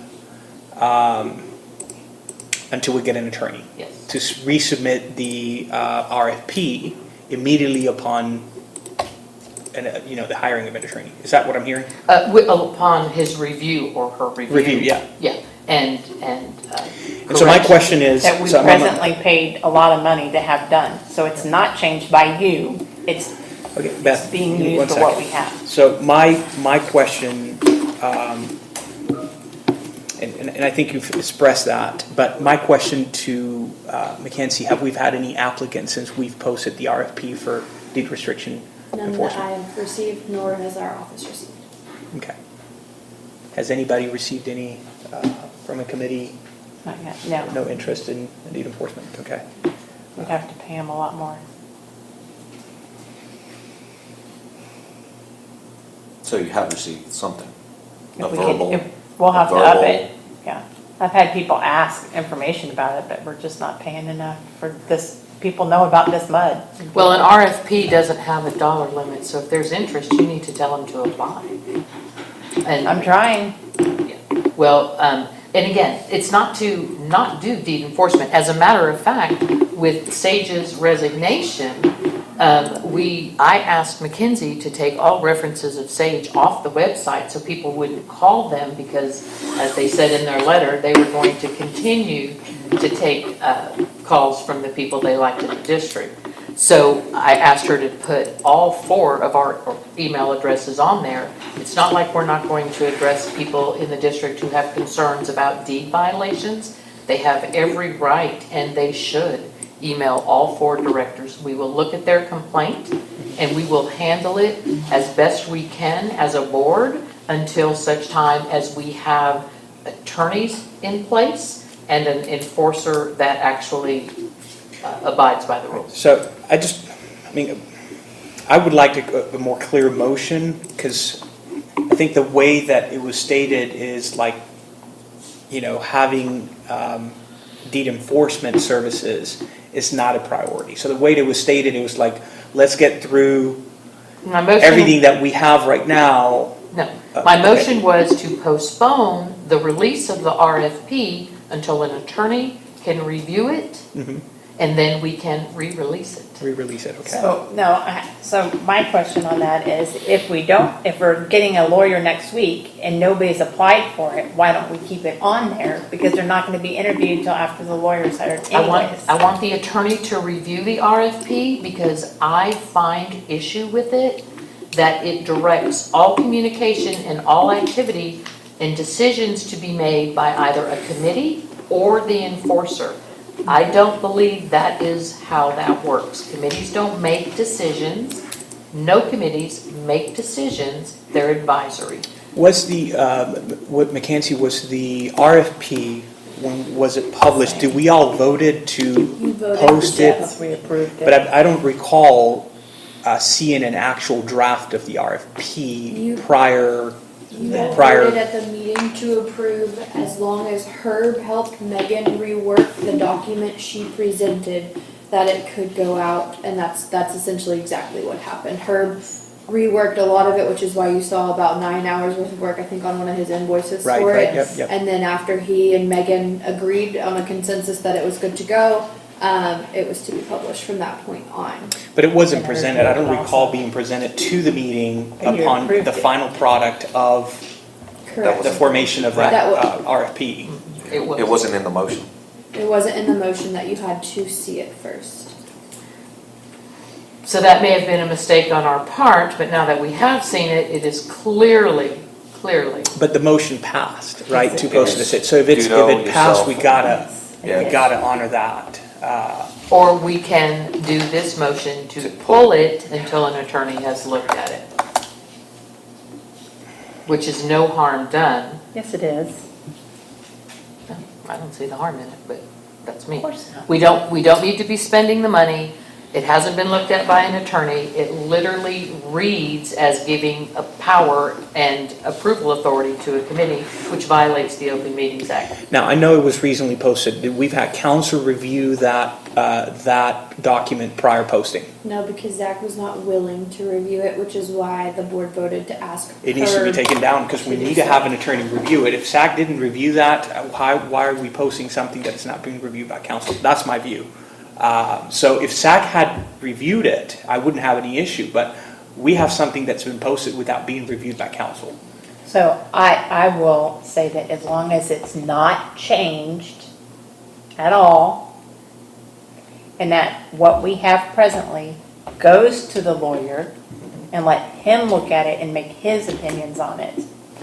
That's what I said. Yeah, I agree with that. That was That's the what I motion. said. That's the motion. That's the motion. So I think it's a wise thing to do. Let the attorney, without touching the RFP, right as is, submit it to the attorney, have the attorney review it, and then repost it. Within 30 days. I would say ASAP, immediately upon. 10 days then. I would feel even better about that, because if you give people rope, they will go a lot further. If people think they can park in their grass, which has happened, they will do so. This has to be done immediately. I cannot stress to you. Our district right now is in really good shape, and it's taken us, I've been on the board 3 years, it's taken us that long to get most people back to where they need to be. But if they think there's any leeway, they're gonna do it. I don't think it's gonna take too long for an attorney to review it. I don't know why you're and post laughing, it. he's the one that's getting sued for messing up. Let's. Point of So order, I think what we need to Beth do Jones. is, let's pull it, have an attorney review it, and, That's fine.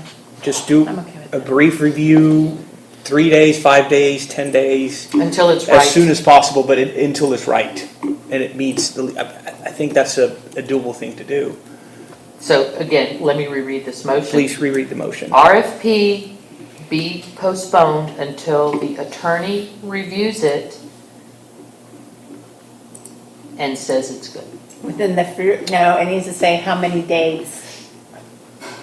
Are you willing to amend the motion to state within however many days you think would be? I honestly don't think that's necessary. We're literally trying to make this the priority of the district. It isn't.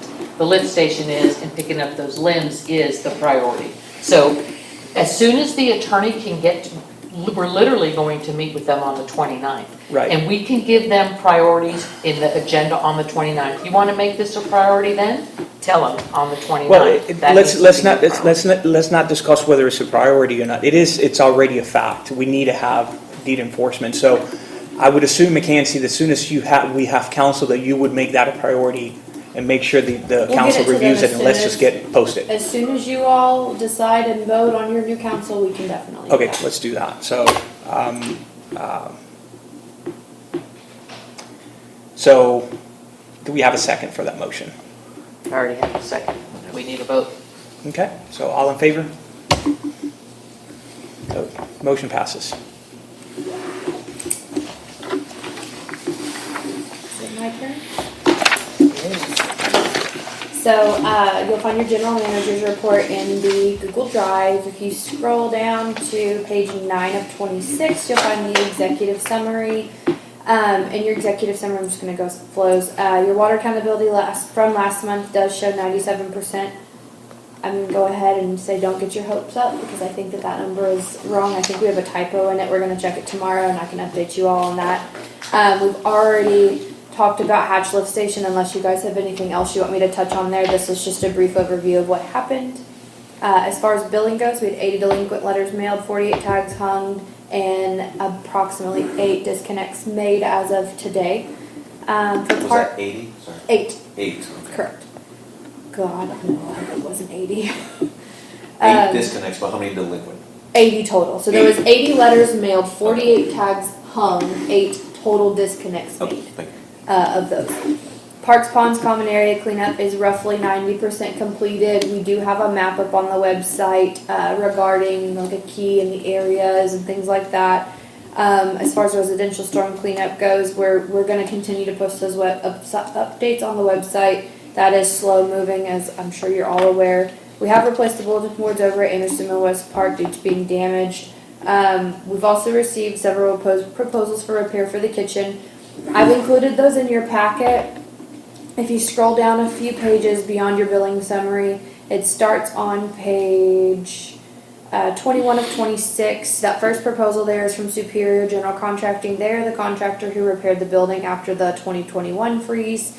They came in extremely high. As you can see, we did get 2 additional quotes, one from a handyman connection and then one from, I believe, a local guy. And both do have insurance. We verified that. However, as I'm sure we would all love to do the lowest quote, we are submitting this to insurance, but we did want to go ahead and just present this to you guys as well to let you know these are the 3 quotes we're going to give them. They are likely going to approve the lowest amount. So there's really not a board vote on this. It's going to be whatever insurance is willing to cover. We're just kind of being transparent with you guys that we've done some due diligence on getting 3 quotes. We'll get that to insurance and flow through that process. So this is what we're working with at this point in time. In addition to that, I'm going to go back up to that executive summary. Still under parks, we, after communicating with AAA Auger on the not to exceed amount that y'all voted on last month of $5,000, they agreed that they could not make the restrooms TOS compliant as they had initially thought they could with that not to exceed, and to prevent us from having to wait until today and then move forward with the repair, we have approved a not to exceed of $1,800 with them to get the bathrooms up and operational, because we figured that was the most important. So I believe you said that they called It's Radiant and they. Oh, sorry, Radiant. Yeah, So- they will be here tomorrow. So- between 9 and So what are they gonna do now? They're just gonna, they finally got parts to replace what we needed them to replace. So it's gonna be the same as before, but it'll at least get them operational at this point. And then we'll look at getting the wheelchair accessibility. We're gonna probably contact several plumbers for that. It seems like it may not be a possibility due to the size of the bathrooms. And that was part of the problem. You have to have certain distances between components of the bathroom, the toilet, the sink, so on. This needs to So be higher. there's a likelihood that they're not. It would be a full rehab situation, and so initially they thought we were just going to move forward with just the toilet part of that, and even that is far out exceeding that 5,000 that they had initially proposed. So we just wanted to let you guys know we have moved forward with an update on that, and they should hopefully get those done tomorrow. So let me just understand, the 1,800 is coming out of that not to exceed amount? Yes. Okay, so please ask Michelle to track that. Yeah, okay? absolutely. We'll track it to Anderson Mill West Park as a maintenance item. I want her to track all not to exceed amounts. Okay. For the new dog stations you all approved, we ordered, they have all since been installed. That was a total of 5. I don't know the various locations all, but I know that Alan was on top of it. He had taken a note of those. So we did replace 5 total from the previous plastic versions to the new metal versions, which last much, much, much longer. In addition to that, pond reports were completed the first week of March, and work orders were generated for any work needed on those. In addition to that, we have no notable customer requests at this time, no update on electronic meters, and this is an item we included that we did receive from McGinnis Lockridge. As Linda was kind of looking at earlier, we received a calendar of basically timed events for the district to keep up with. That's not only in the packet, but it's also a separate item in that same folder if you just want to jump out and then click on that. It does review all of the items that the district basically follows through with on a yearly basis, starting from beginning of the year into the end of the year. I don't know if you wanted to discuss anything important on that, Linda, or? No, I'm just glad that you were able to get it, because, do you have the one from Bill Flickinger? I think I might. Let me look. I think we used to include it in the packet. I'd really like to see this I'll look as and well. see what I have. I think we do. So as far as March goes, you can all look at that. It's just an order canceling an election if necessary, but that only applies to even years. We're clearly in 2023, which is not. So there's nothing of note for this month, just for future items to consider through April, May, and June. We will have annual cybersecurity training.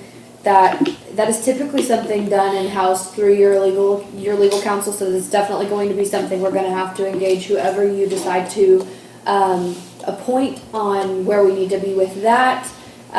There's a cybersecurity memorandum also that goes with that. We'll discuss your case in AWBD attendance. I think we've kind of previously touched on this, but we'll reconvene on who wants to go and so on.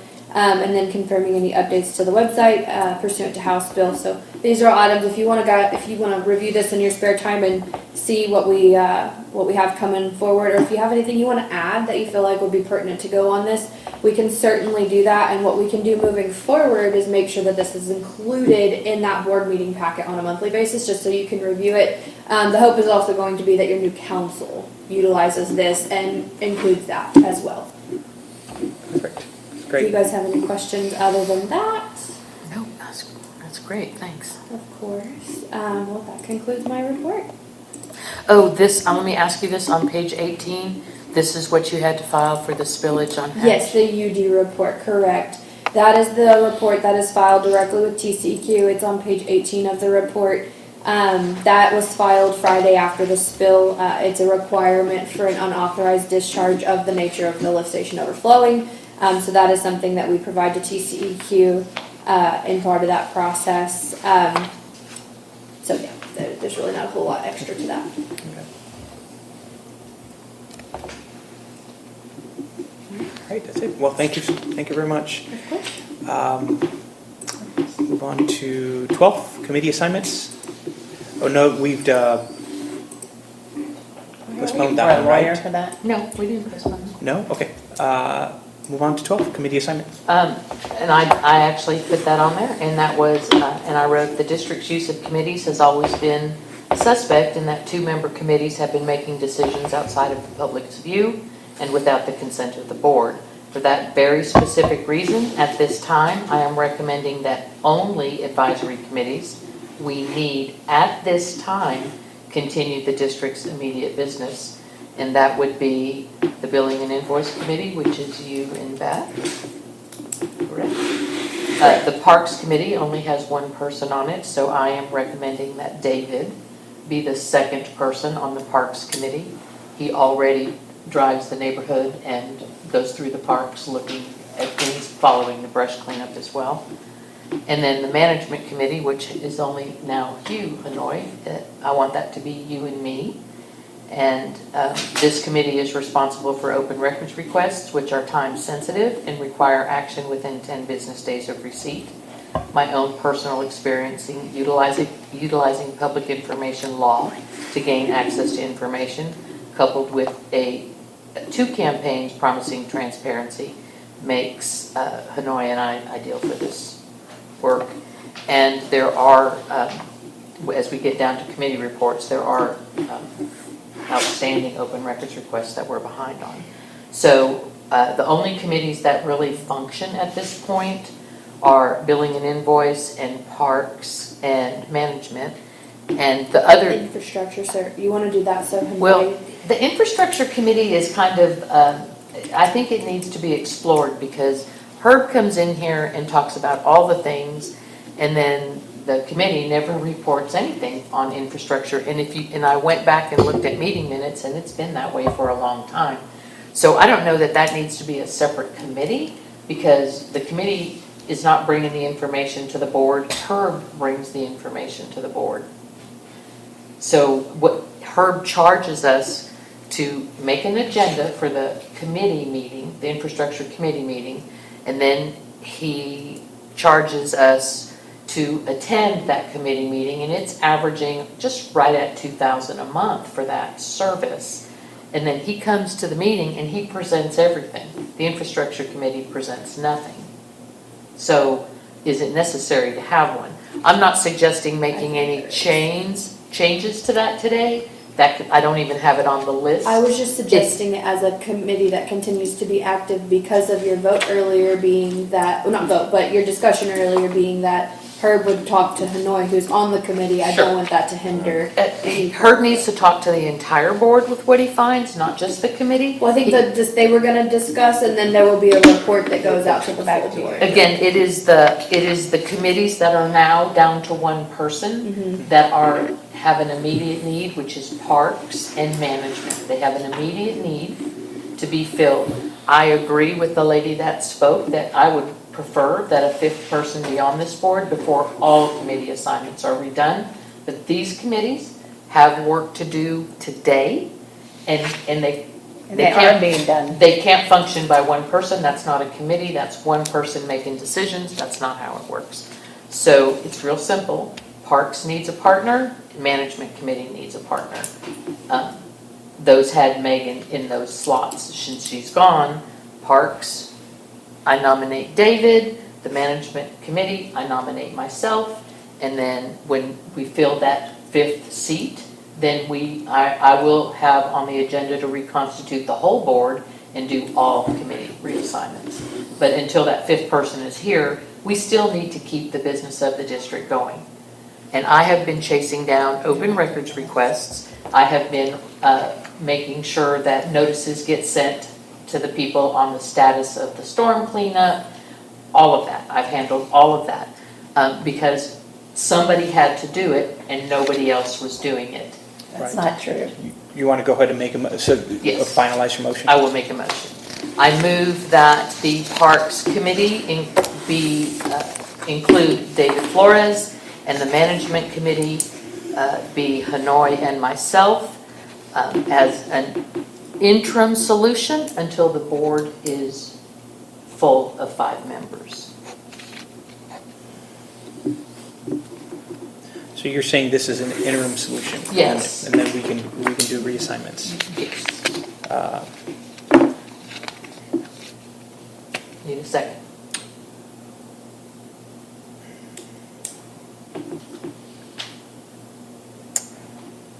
Do we have a second?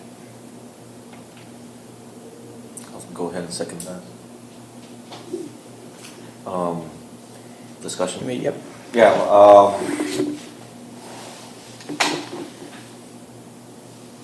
I don't have a problem temporarily being on the Parks Committee, but I do think it's very important that if we do any committee assignment changes, that the whole board be present. We elect somebody, we choose somebody to fill that vacancy, and then we can fill in the spots. But I just want to make it that I don't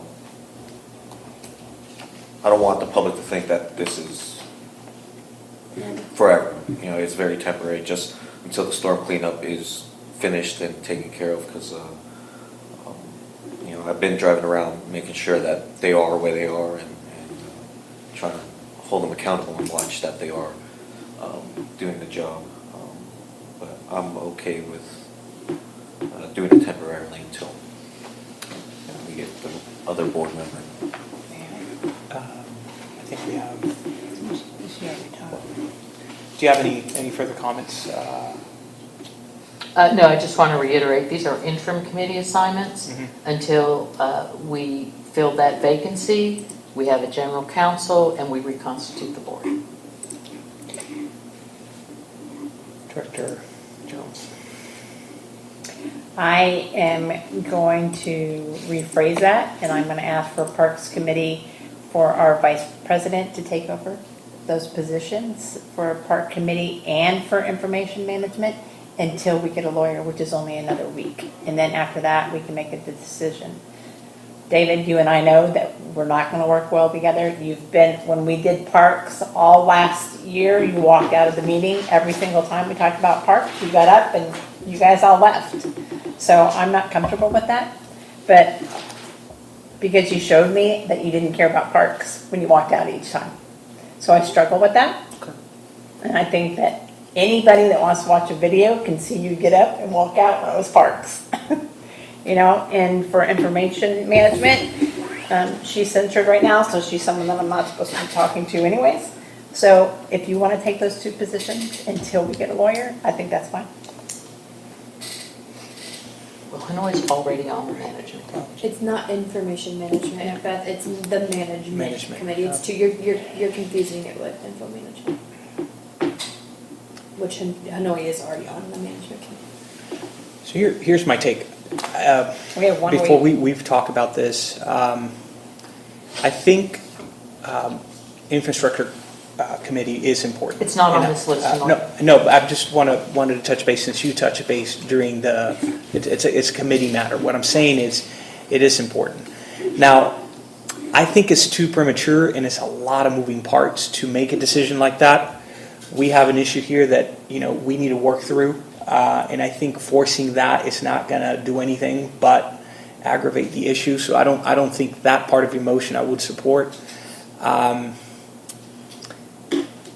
I don't have an issue you coming along, and we can work together without any issues. But again, I would like a new person to come in, see how we can restructure this, think through it, get a council in place, rethink of how we're going to restructure committees in a strategic way, and then do a proper assignment of the committee.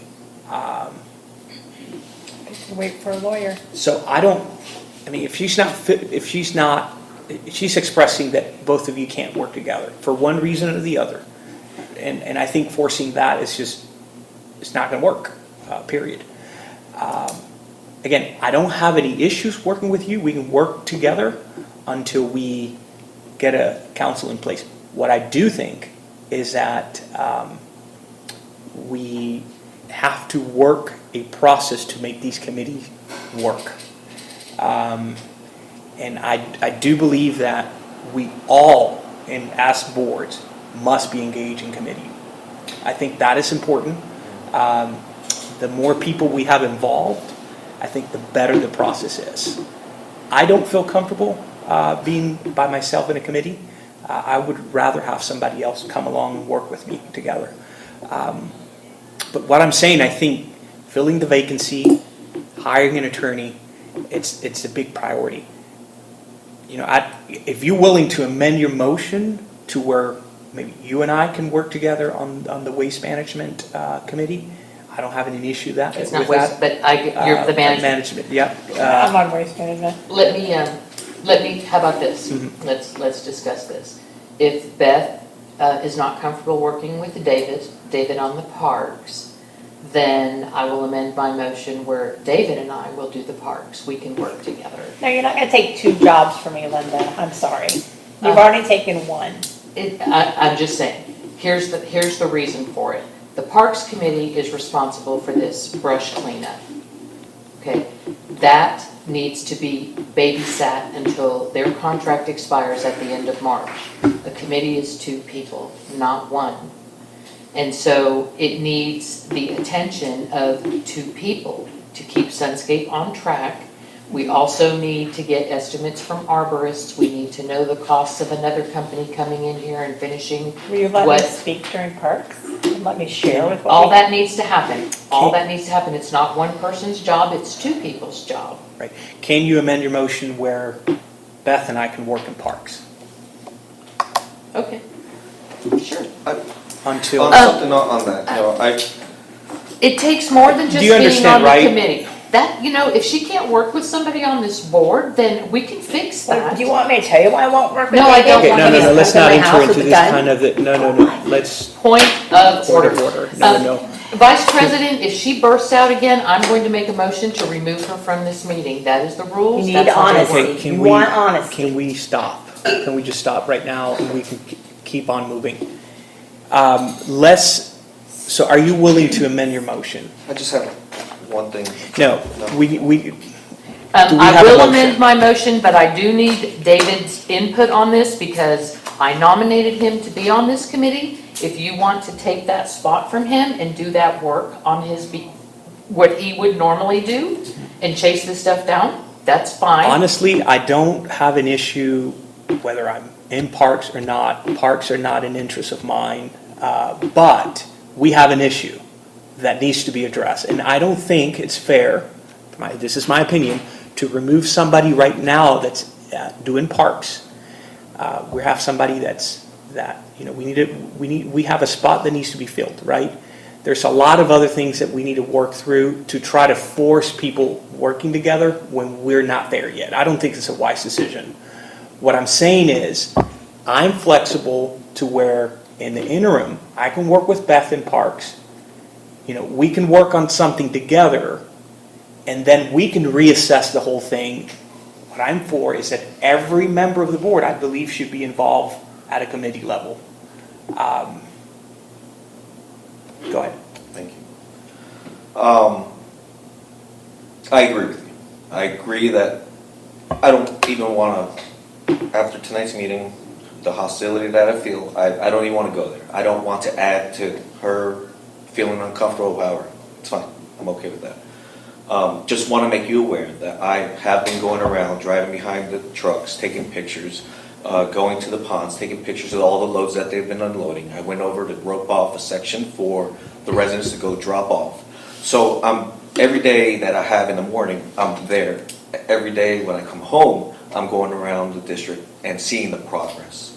So I just want to make you aware of that's what I've been doing. I've been communicating with Linda, be like, hey, this is where they're at today, this is what they're doing, just to have some accountability and some record of where they've been. Linda, I'm okay with Hanoi working with Beth. That's fine. I agree we should be getting along, we should be working together, but if she's not willing to work with me, that's fine.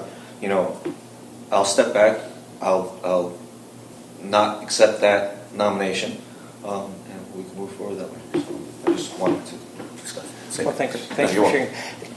And again, I think we're just talking at an interim level, so it's not like we're going to be setting things up right now. I think once we have the member, the additional member, then we can reassess this whole thing, and we got to come up with a solution, and we all have to work together to do it.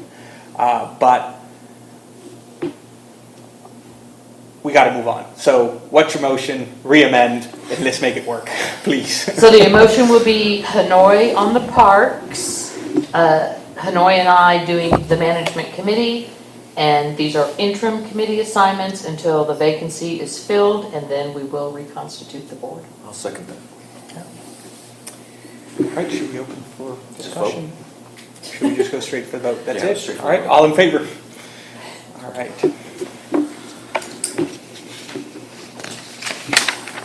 Okay, you ready for parks? Go for it. Okay. Number 16, committee report, Parks Committee. So, Scott and I do talk quite often. So, right now, he's 25% complete. It is a huge, just so everybody understands this, in the entire Anderson Mill West, this is probably the biggest storm that they have ever seen. This has not ever happened. Almost every single house has a bundle. They're doing the best that they can. So 25% is complete. Old Mill to 620 is what their next task is. And then they will be moving on. Today they were in Park Forest. They'll be moving on over into Valente Hills after that. So we are approaching 30 days already. Some days they have 3 crews out there. Some days they have 2 crews out there. And some days they have 1 crew. It's like everybody else in the state of Texas who doesn't want to work. So it depends on when he can get people to come out and work is really what he's doing. So on the good days, he's got 3 crews out there. And he has hired extra crews to come in that he's paying for that. What I want to share with you that I think is pretty interesting, that I've done some work, and after talking to Scott, that what we are paying to have cleaned up for this is much cheaper than anywhere else in Austin right now. So we had an agreement that we would not exceed $54,000. There's no way that we're going to be able to get it done for that. Terra Vista was over $300,000. There's just too much. There's way much more debris than I think any of us, when we first voted on this, realized what there was. But they just can't do it. They are hoping to be able to get this done by the end of April, is really what their goal is. So April 31st is what we would like to tentatively say it will all be done. So that is the biggest goal that we've got going right now. But again, he can't promise that, because if these other people that he's hiring that are outside of Sunscape, that for us to have the 3 crews, if they don't come in that day, then he can't promise that it'll be done by the end of April. But that's his goal. So I have some questions.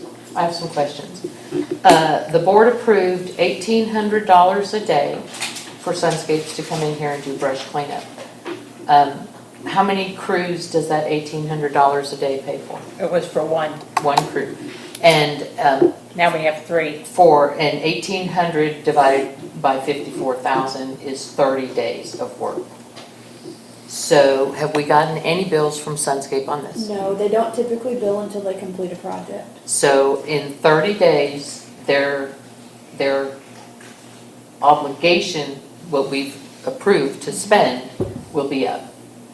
And what do other services, have you had other services come in here and bid this to see what they'll charge to clean up? We could go out there and try, but I can promise you it is going to be immensely, way more. I did get, well, before y'all decided to use Sunscapes, I did get quotes from landscapers at a day rate, just like Sunscapes did, and they were the lowest both in your district and all of our others. Okay, so they are low, but they are also very slow, and they're not always here. Some mornings they don't start until 11, and some mornings it's even later. So, it's going to take a long time, because we don't have a contractual agreement with them that you work 8 hours a day, 5 days a week until it's done. We're just letting them come and go. So that was a bad arrangement from. Do we have any kind of memorandum? Do we have a contract? Well, I was going to say that we were only paying for 5 days a week, but they are actually coming 6 days a week and some days 7. So they are coming out more. And when I left this evening, which was about 1:45, 6, they were still in my neighborhood picking up. What So are they they're gonna- working late. What are they going to charge us to chip and clean up what's in the pond? What's, It's all gonna be included. We'll have to do another bid. We're gonna probably have to do another bid for another 54,000. so, And and, that's still low compared to other well, neighborhoods. we don't know because we don't have anything to compare it to. And there is how many days of work chipping in the pond? How many days of work is that? It's gonna take, we don't know what's all gonna go in there yet. We're still working on What's the trying to cost get of it in the there. arborist that's going to do the trees in the park? Right now, he's covering that, but he can't cover that forever. Who he? Scott, He's not an Sunscapes. arborist. He can't cut trees. oh, He he can't. he hired someone with Sunscapes to come out and do this because the trees are so bad. And what was the cost of that? He did not tell me the cost that he's paying someone. Well, we're gonna end up having to pay it, and we need to give him a limit. It's included in what we're paying right now. That's not possible. Yes. I need to see whatever agreement you have with Sunscape on this cleanup. It says, I can read it to you. It's a proposal. It says this is a not to exceed proposal for each individual day of requested broken limb cleanup, which it's stated as a quantity of 30. Removal and haul off in residential yards within the district. Storm damage cleanup crew will travel from house to house, removing broken branches already on the ground and piled up near the street. In front yards only, the scope of work is to remove only broken and damaged tree branches in residential yards. It is unclear exactly how long it will take to clear such magnitude and damages, so it must be understood the cleanup project could potentially take weeks/months as the disaster that occurred is monumental. Final invoice will be billed at actual days spent performing the work above and will not exceed the daily limit. Sunscapes and Infomark will set a not to exceed amount of days prior to beginning cleanup, which is what you all did and approved. In the event more time is required to complete the residential cleanup due to the amount of work needed, approval will be attained prior to work continuing. So that does not cover any arborist work, and that does not cover chipping in the ponds. So we need some idea of what those services are going to cost. Now, it is my understanding that they're doing chipping, right? Yeah, he's Yeah, doing yeah. chipping. He brought in chipping. Yeah, He's doing chipping on the street, he's not chipping in the pond yet. yeah, yeah. And that takes longer, by the way. Do you understand how that extends the day for them? So if he's chipping every pile in front of houses, and I saw that today across Anderson Mill West over there. Yeah, it takes longer to have that truck sitting there chipping away rather than having a truck filling up the dumpster, the truck, taking it to the pond and having somebody at the pond doing chipping all day. So we are actually paying more for less service. That was not the arrangement that they would be chipping on the street. The arrangement was they were going to be chipping in the pond. So the Now- goal Only for a day. the goal was to pick up everything, get it off the streets, and then do the chipping work in Into the the pond. dumpster. The Well, chipping into was the only for dumpster. one day, correct, Mackenzie? This, It was so a- this it was a proposal, one Saturday. this proposal has a clause for chipping. Sunscapes will chip up debris as determined at determined location, little m, Right. by the board once debris has been moved to set location from the resident's home. Sunscape vehicles will be loaded with brush and hauled to chipping location, then unloaded. Chipping of brush will not begin until all residents' homes have been cleared. So you see, it takes more time to chip on the street. Yeah. That's why they need to pick up, take it to the pond and chip. But This then you also- have the same problem that Herb talked about is we cannot, and I know in my neighborhood, there was big, huge trees that fell, right? Those cannot go in the pond because we can't get them out fast enough if there is a storm. So it's a two-way. I'm they sorry, also- but that was what the agreement This was. also- Who's authorizing Sunscape to change the plan? Who did that? Mackenzie? I haven't None of us did. authorized anything So outside the of He's just contractor bringing in more Making the people. decision. Well, that's not how This this also works. states, But can I it's, finish it really Yeah, quick this has to before finish, y'all? yeah. Okay, just, it does also state Sunscapes will do their best effort on site to be on site as much as possible until cleanup is completed, but it is not guaranteed they will be on site every day. Infomark will be notified of pickup schedule in advance when possible. Says So- when possible, but I have not been notified. How do we keep How do we track? manage that? How do we keep track of He's what days supposed- they are here and what days they are not? And how many Because- hours they're working in a day? Because there's times that I've driven the whole district looking for them, They're not nowhere to here. be found. So, is a day 8 hours or is it 5 hours?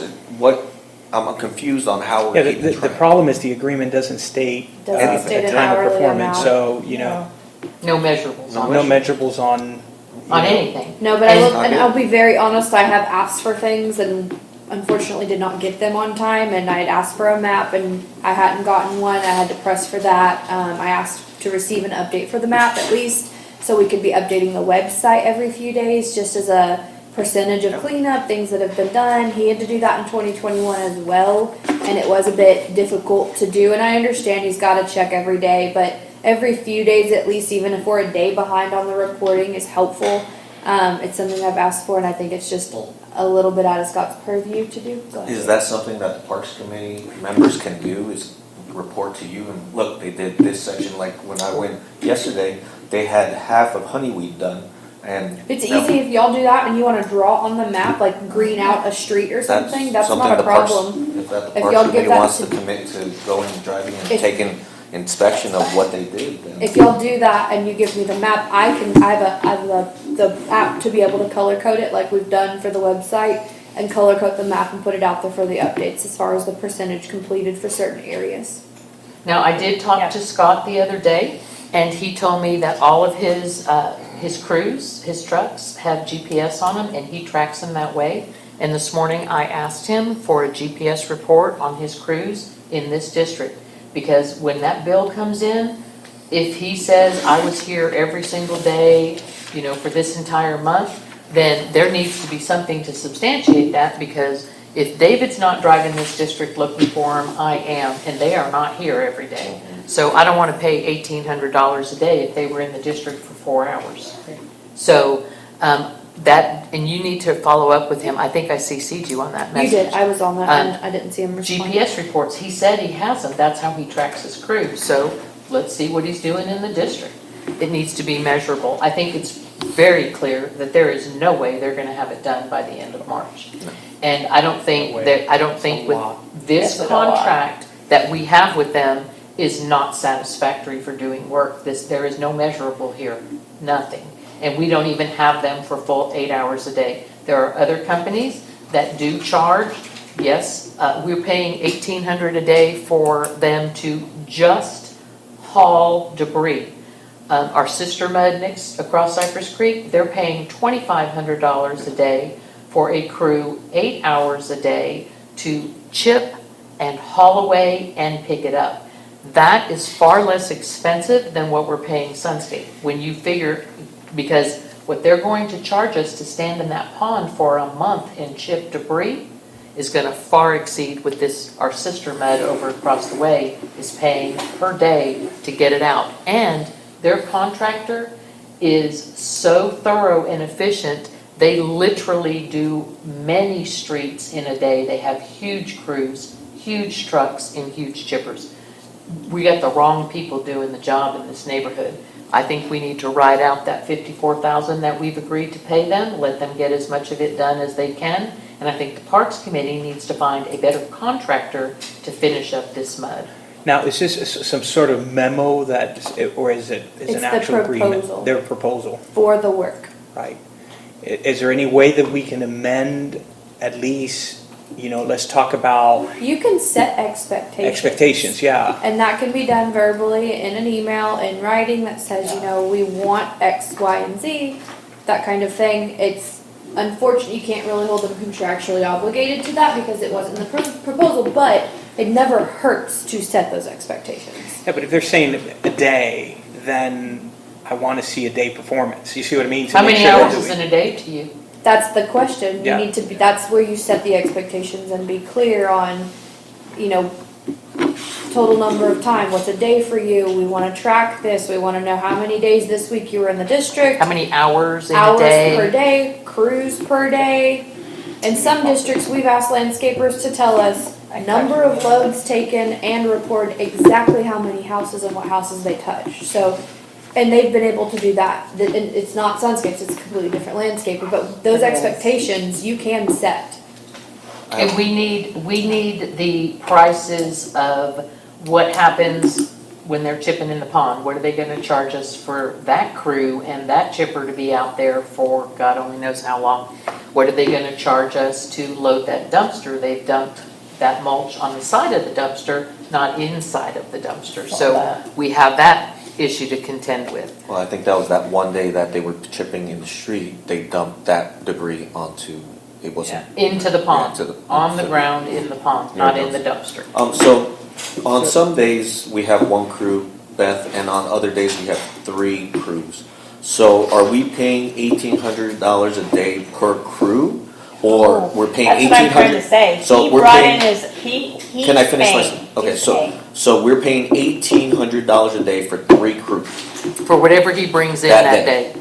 Is that correct? It's whatever he We brings. agreed for one crew to come in, That's not, I understand that. but But he's if got he's bringing 3 3 crews, we're only paying $1,800 for that day that he brings 3 crews. Correct. How's this man gonna make any money? If one day he brings in 1 crew, one day he brings in 3, some days he works 6 days, some days he Right. works So 4. I think we've got good feedback, so what we're gonna do is we're gonna, press on and see if we can get the most out of them. So I put bids out again. Sub A, I can I, ask, yeah. yep. She asked if I wanted to put bids out again. I can ask the same landscapers we asked Board before for decision? daily rates. It doesn't cost you anything for me to just get updated rates. It's Yeah, not.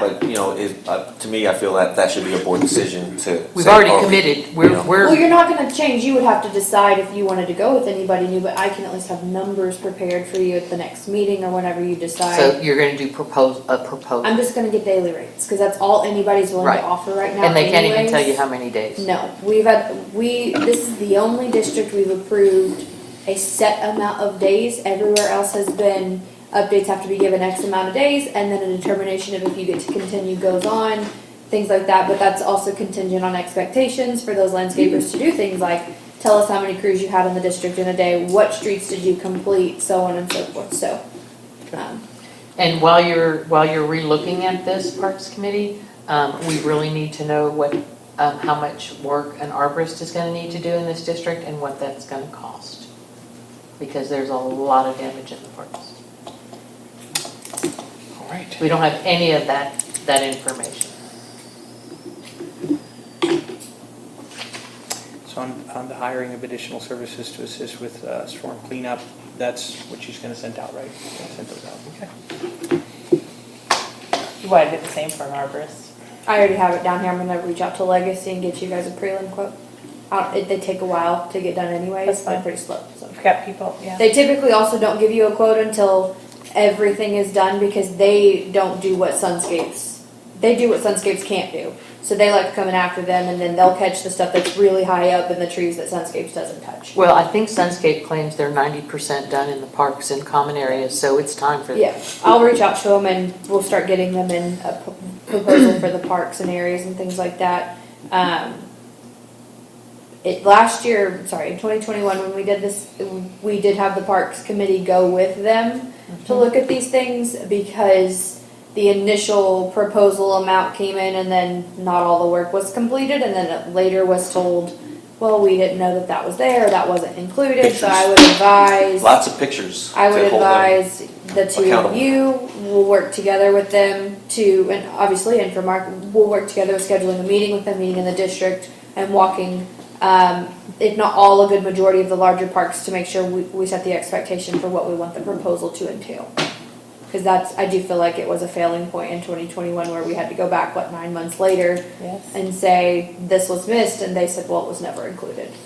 So we just need to set the expectation in Right front now, of them. on a daily, what I'm foreseeing, if we hired an additional service, my concern is that we're gonna have the same repeated history unless we have somebody doing the proper oversight to make sure that contractors are performing. I think this is an issue here. So, we're gonna have to think about how do we hold these contractors accountable, because if we don't hold them accountable, it can be a moneymaker for them, and, we're not gonna get the results Yeah, that remember people what- are expecting. So we need to think about, what would be some ways, some other layers of accountability that you guys as Infomark would be able to help us, to make sure that the contractors are. Well, I think you that know. starts with you guys on the committee letting us know what you want your expectations to be, and we can track that moving forward with whatever job that is. If that's, you want to know how many loads per day they're doing, what streets they're hitting, how often do you want them to report that to you? Are they updating a map and sending that in? things like that, and then we have no issues communicating that and tracking it on our end, and we'll report whatever we get back to you. Yeah, Alan can do that. Okay, cool.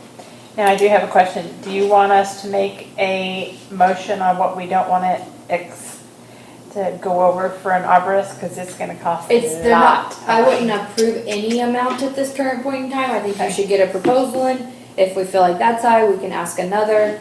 I would hope that we would at least consider two. Legacy is just familiar with your district, so I would ask, we'll definitely get a proposal from them. We can engage with somebody else as well. So you have at least two, possibly three to consider. And then you guys can decide from there. I will tell you, just so it's not a surprise, you'll see a bill come in from them, I think, next month for the tree that they removed off of the home off of Sun Chase. Yes. That's the only work that, to my knowledge, they have been contracted to do. And that was because it was a district tree that was on that home. And so we had them come out as an emergent to remove that. Yeah. And I think that was 2,000 flat for that one. It was Pretty good for how big that tree large was. tree. All right, should we move on? Item B, The deed next one restriction is for committee. deed restrictions. I can talk about that too. Everything's on the Google Drive, but everything else is going to have to be done once we get a lawyer. And, yeah, that's all that I can say. We're going to have to wait on that. I can't discuss any of it, so we'll have to. Why can't you discuss any of it? This is a public meeting I and know. this is a public board, so I can tell you that. the you know, information is not on the Google Drive. It is. The Google Drive is there. Yes, the Google Drive is there, but there are no phone logs, there are no letters, it is not complete. If you saw the letter that Hanoi sent to Sage Management. Yes, I did. There is a plethora of information that is not contained on the Google Drive. I'm Unless talking about there's their a- last time they were out here, is what I'm talking No, about. I want to know where all their data is. That's not, on the Yeah. deed restriction committee, what I'm supposed to be talking to you about right now is the issues that we have pictures from. No, And things that have been removed, a lot of it's been cleaned up. The only one that we still have an issue with, one of the biggest ones that you guys all know already is Birch. And the rest of it. I don't want to talk about that. That requires a lawyer. What I want to Yes. talk about is the committee's involvement with Sage Management, and I saw that you did have a departure meeting with them on your fees of office. So, and I expect, or I assume it was the 3-hour meeting that they are trying to bill for. My question is, There was more than one meeting, it where, wasn't just one. well, they had one day for 3 hours. Okay. Where are all the records? I have talked to them on the phone to be able to load everything up. So what they do, I don't know. So the committee No, it's has no access to those records. I You have have the not- same access that what you guys have right now. So that implies to me that either there's no other drive space that they can get to. No, I removed their access from all other drives, so there was no confusion as to where we wanted the folder to be. So they for only them. have access to put into that deed restriction folder the data that he's asked for. Correct, and that's been communicated directly to them as well, a screenshot of exactly what the folder looks like and where it's at on the Google Drive. It's the same folder they've already put information into, so it's not new to them, but, Well, a concern I have about what's in that folder is there are redactions. So those records will not stand up. Those records can't be used. They won't stand up in a court of law. There's no address that's been redacted off the photos. So we have a file of photos with no addresses that have no legs. So it's useless information. Can't be used. Yeah, I think we ought to leave it to the attorney. Because if they're doing that, again, there's a bunch of information that's missing. They're not. I was hoping to get something from the committee, although it's down to one person at this point, and there is no activity going forward with the deed restriction committee because there's no enforcer. We haven't talked since their So- exit, so. Do you have any idea why those photos are redacted? You didn't direct that? No. They did that on their own? They have to know that that's not going to stand up, that we can't use those photos. Why would I ask them not to do something? I wouldn't think that you would. No. So, okay, yeah, you're right. We I mean, we have to definitely. have that to be able to pursue our legal stuff. so, Exactly. Yes. And with redacted records, we can't. So, yes, you're right. This does require This an is a lawyer, attorney. this needs. What about, Yeah, and have that's what I we- put, it all needs to go to the lawyer. do you think we need to contact, the restriction committee to contact maybe SAC, that he might have the non-redacted versions? He wouldn't hold those records. Those records, he kept arm's length distance from Sage, except for communications, that he did a lot of, according to his invoices. Okay. No, he wouldn't be holding the records, but by all means, ask him if he has any I of their think, I think records. we ought to ask him, because, I mean, if he has officially filed lawsuit against violators, he must have evidence to substantiate his claims, so he has to have some records to make it happen. So the question is, has he turned those records into a drive? They probably do. They have the iManage. I can just ask him to put them on there and give Okay. me access. Now, I would caution, if he does give you access, that those are my concern is that, David, I got you, yeah. that we don't have full-blown information that we might enter I've into some already- sort of so- violation. I did just, I what- wanna be out of it I for did now. I did what you asked. I did take everyone off. I Okay, added good. Linda back today because she wanted to verify that there were no records in it, and I gave her access back to do so. Everything she had already seen before was still in there, but nothing new. But yes, I did remove his access for now, and that's fine. The only two people, well, three now with Linda, is myself, Sage, and Linda. Yeah. Into that folder, and I've removed their access from all other folders. We had some committee folders and things like that on there that I just removed their Sage's access from, because I didn't want there to be any confusion as to where they needed to put the historical data Right. So Linda's the only one that has access? of the board, correct? Okay, of the So board. was Can there a- we- Sorry, can we, because I don't find that to be sort of, can we remove access from everybody until we have council, instead of just Yes. having one member accessing that drive? No, and I'm gonna tell you why. Number one, there's nothing in that drive that is of any concern. Number two, one director cannot ask the general manager to remove records from access to another director. You can't do that, okay? Well, I said access to all directors. But how is What she she getting told me access if she's today not on is leave? that you asked her to remove me from having access. I didn't All say of you, you. I say all directors. Correct. Oh, Because I didn't want to leave That's David what I out. told you earlier. I said he asked everyone. Yeah, Oh, because I well, said you if can't do David is that. not entitled to that information, I think we ought to leave everybody out of this until we get counsel. Yes. There is- I feel comfortable, agree. I don't want access to information until council. My concern is information that's gonna get released, that's gonna might compromise the issue of confidentiality, issues of There is- client Conflict of privilege. interest, well, I don't want to be part of that I folder don't have until an we have issue with counsel. it. I'm not concerned about that. The only thing in that folder are photos of alleged violations. That's all that's in that folder. If you've looked in there, you'll see. It goes back till 2022. It's in several separate folders, but photos from the start of 2022 to current is in there. What's the last 6 months of photos have been redacted. So- There is no lawsuit information in there. There is nothing but photos. There is no risk and no harm. Those are actually public But information. I think the problem is that's the folder we've asked them to Oh, put everything out. into. So can we, So that's, Well, the again, hope would be that they will eventually put that stuff in there, because they've been asked to and directed to. But can it be locked down for us until we get a lawyer? That Are you needs okay to be a with board decision, because you have two conflicting are opinions. you okay with all of us not having access to that until we get a lawyer? Just that folder. Just that? as long as you're not trying to process an invoice, because without looking in that folder, that's how I know they didn't do night tours in February. Without looking in that folder, I can't validate an invoice. So as long as they're not submitting any more invoices, and these are not going to be paid without an attorney's review, then I am fine.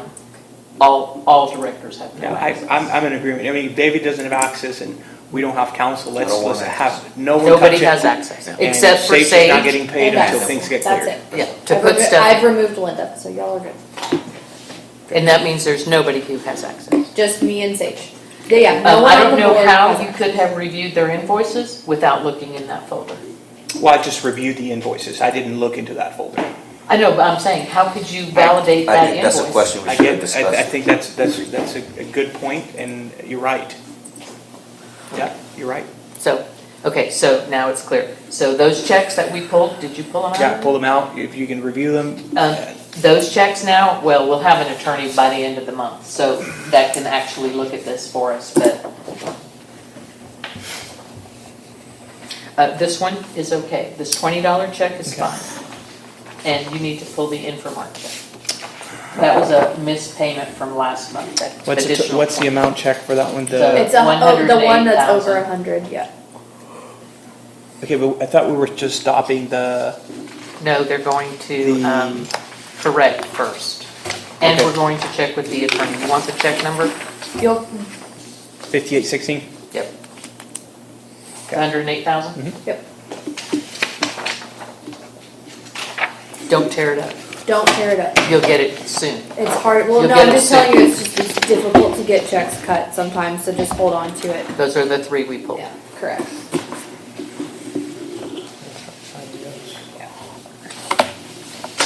So that's all I have is, again, I think we need to wait for the lawyer. No, should we make a formal motion to exclude ourselves from the, I don't think you No, need it'll be to. recorded in a minute. got it. Consensus works without a motion if we're not spending money. Okay. How hard to do it. Oh, you need a pen? Sure, here we go.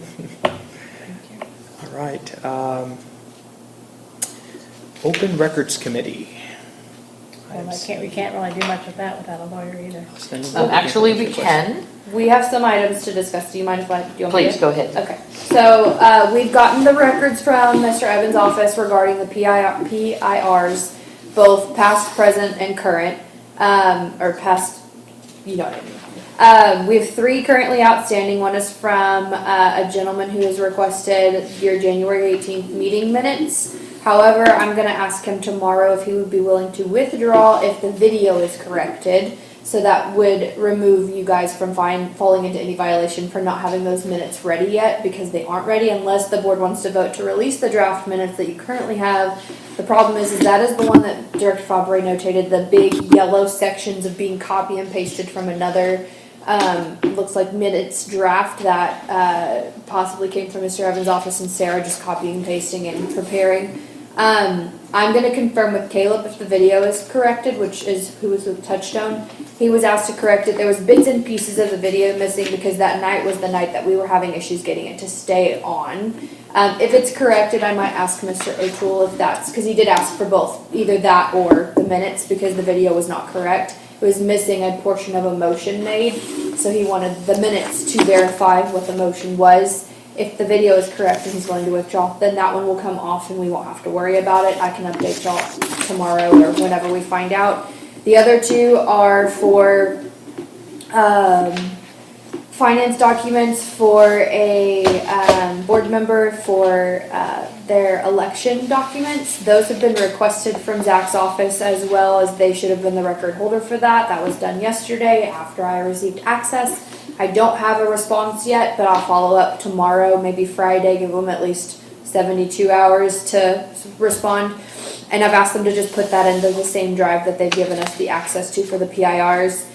We're gonna start working on converting what Zach has given us, which also includes everything from Bill Flickinger's office as well, onto your Google Drive, so that way when and if that iManage access goes away, it's not a concern. It's just gonna take some time as we have to convert every single file that they have on there, because it doesn't copy and paste to your drive. In addition to that, we have one more outstanding request, and that was for cost estimates and time estimates given throughout the year of 2022 for open records request items. Thankful to Suzanne for keeping a really great record of that. We do have a response for that. I still think, and I think Linda agrees, we should wait for general counsel to do that. We'll present them with what we have. if they feel that it suffices the PIR response, then I think that that's the way you move forward. But we pretty much, I believe we have a response for that, but obviously I'm not the one that prepared it and I'll put it together, so I can't really put my own stamp of approval on that. I still think legal counsel should review it. Those are the only 3 outstanding that we have. Everything else is up to date. But that being said, this is something that needs to be monitored moving forward. We've made sure part of the problem was that your open records request email forwarded directly to Sarah Beverly. It's always done that. It's always forwarded directly to your paralegal so that they get them immediately and they can address them. We've taken that forwarding off. It now comes directly to me. I'll track them moving forward until you have new counsel and a new paralegal. The problem that we're gonna have is one of those open records requests is already late in delivery. Correct. So there will be a complaint filed with the Attorney General's office that we did not respond in the 10-day time limit. The information is But for. 2 of them, I think, are What, late. no, because the guy who wants the minutes, So I'm talking about. his is due tomorrow. The The other other one is 30 days from February, check the date. I thought it was 10 days. No, they promised a delivery 30 days Okay. after, so I think we have maybe another 3 days on that one. Which one was So that how do one? we I'll get have to look. I these? don't recall. I and just know that they're both, How do we one's get late, these? one's really close. Or we One- thought both were late. One is because- definitely late, Yeah, that one's from early and that's February. for asking for a campaign finance report. Beth's campaign finance report. Do you have that? Did you give that to Zach? It's all been taken care of. Okay, so If then you- he should have that information. It is public information. The only thing that redacts off that is any personal Correct. information, social security if it's on there, email address if it's on there. Address. And other than that, it's just public information. And we need to, that one also, that's the one that's gonna take an AG hit because it's late.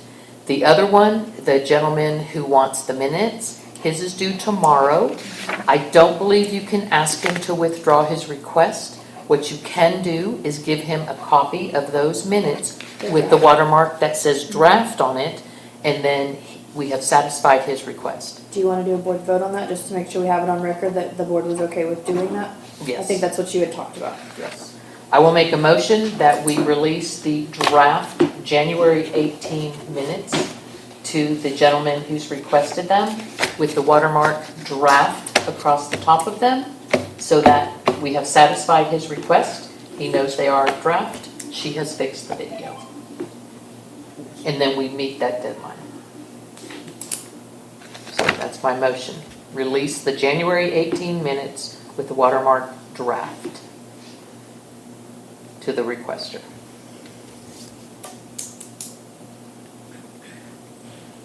I have an issue with that. I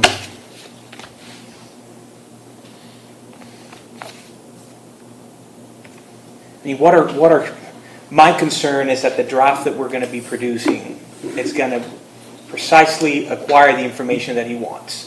I don't know who's making the request. My concern is that, the draft that we have,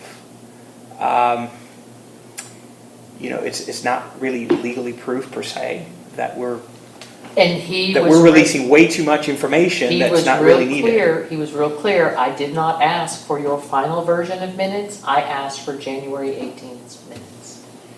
So he knows that he can have a draft and he can have a final version. He didn't specify. He'll take whatever we have. Okay. And like I said, it's incomplete. It doesn't have the last half of the January 18th meeting, but that's what we have. Yeah. That's what we have.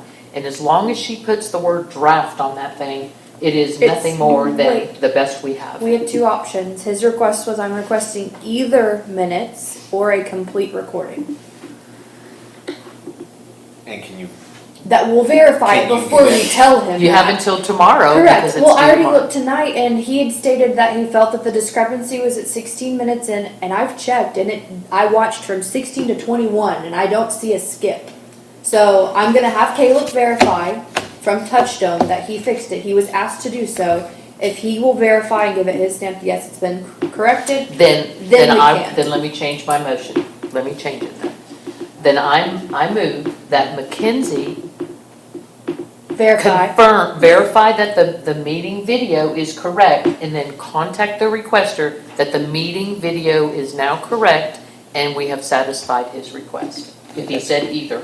Part of the That's much request better. said 16 minutes into the video and conversation, start skipping around and 2 no votes. It was declared the nays have it. I've watched it through just before your meeting today. I don't see any skips, and it seems like a complete video. But I obviously having asked Touchstone to complete it. I've already asked him. He'll hopefully respond tomorrow. Beth, you have anything to say to that? No, I think that's the best answer. I still need a second. Yeah. Do we have a second? I'll second the motion. Okay, no further discussion. All in favor? Okay, motion passes. Go down. I think I got all. Move on to item. So we don't have anything on infrastructure. No, we've pretty committee, much 'cause covered it. We covered that. E, Information Management Committee. I don't think that committee has anything. That's Beth at this point in time. Was Beth? Keeping everybody updated, that's the biggest, but we're doing that. Anybody has any questions or comment on the Information Management Committee? What information, are you referring to that you keep the Storm cleanup? cleanup, yeah. Okay. That's what And people wanna know right now. Where are you putting that out? Is it on the website? Is it next Well- door? Is it? I did that. I Yeah, did that it's- update. I know you did that, but it's on there. That's really all that needs to be on Well, there. I know, and I guess we go back to my point. Who's on that committee with you, Information Management? It was Megan. It was Megan, so it wasn't being done, and, which is why I got it done. So if we're gonna have a committee, then we On a need week. two people. We can talk about that. It's not a week, the new person won't be appointed until the middle, or the meeting in April. It'll be a couple weeks. All right, can we move to 17? Well, who's gonna do it in the interim then? Who's going to keep the website current in the interim? Without a committee? We have no committee. So, well, Doing what we're doing, but we're getting it done. There's not a whole lot so who's that in needs charge to of go on Information there. Management Committee I right now? am right You now. are? That's not a committee. But is Beth going to keep it updated? What else would you like on there right now? Well, I literally had to get Sage Management removed because they were staying out there as the contact for deed enforcement, which reminds me, please don't put these board directors as the contact for Valente Hills because they have a management company. Correct. So remove us. I don't think we put y'all as. Yeah, them. you did. I looked at it this morning and I thought, oh, I don't want to take their calls I will because they have haven't. Caleb correct it because I didn't put you on there. Again, We'll get it corrected. it needs to be current. If we're going to use a website, it has to be accurate, it has to be current. Otherwise, Well, hopefully we have a lot of stuff to put on there that we could do. I mean, the only other thing we could put up there is a hatch update, but I'm not sure we really want to talk about all that on the I think there website. needs to be Is there, I'm sorry. at least, at a minimum, weekly status on the storm cleanup. At a minimum, weekly status. I'm fair with that. I'm game with that. I'm doing it already with Scott, so that's not. But I mean, publish it to the Publish it. residents. Yes, to the that's fine. resident. We can do that.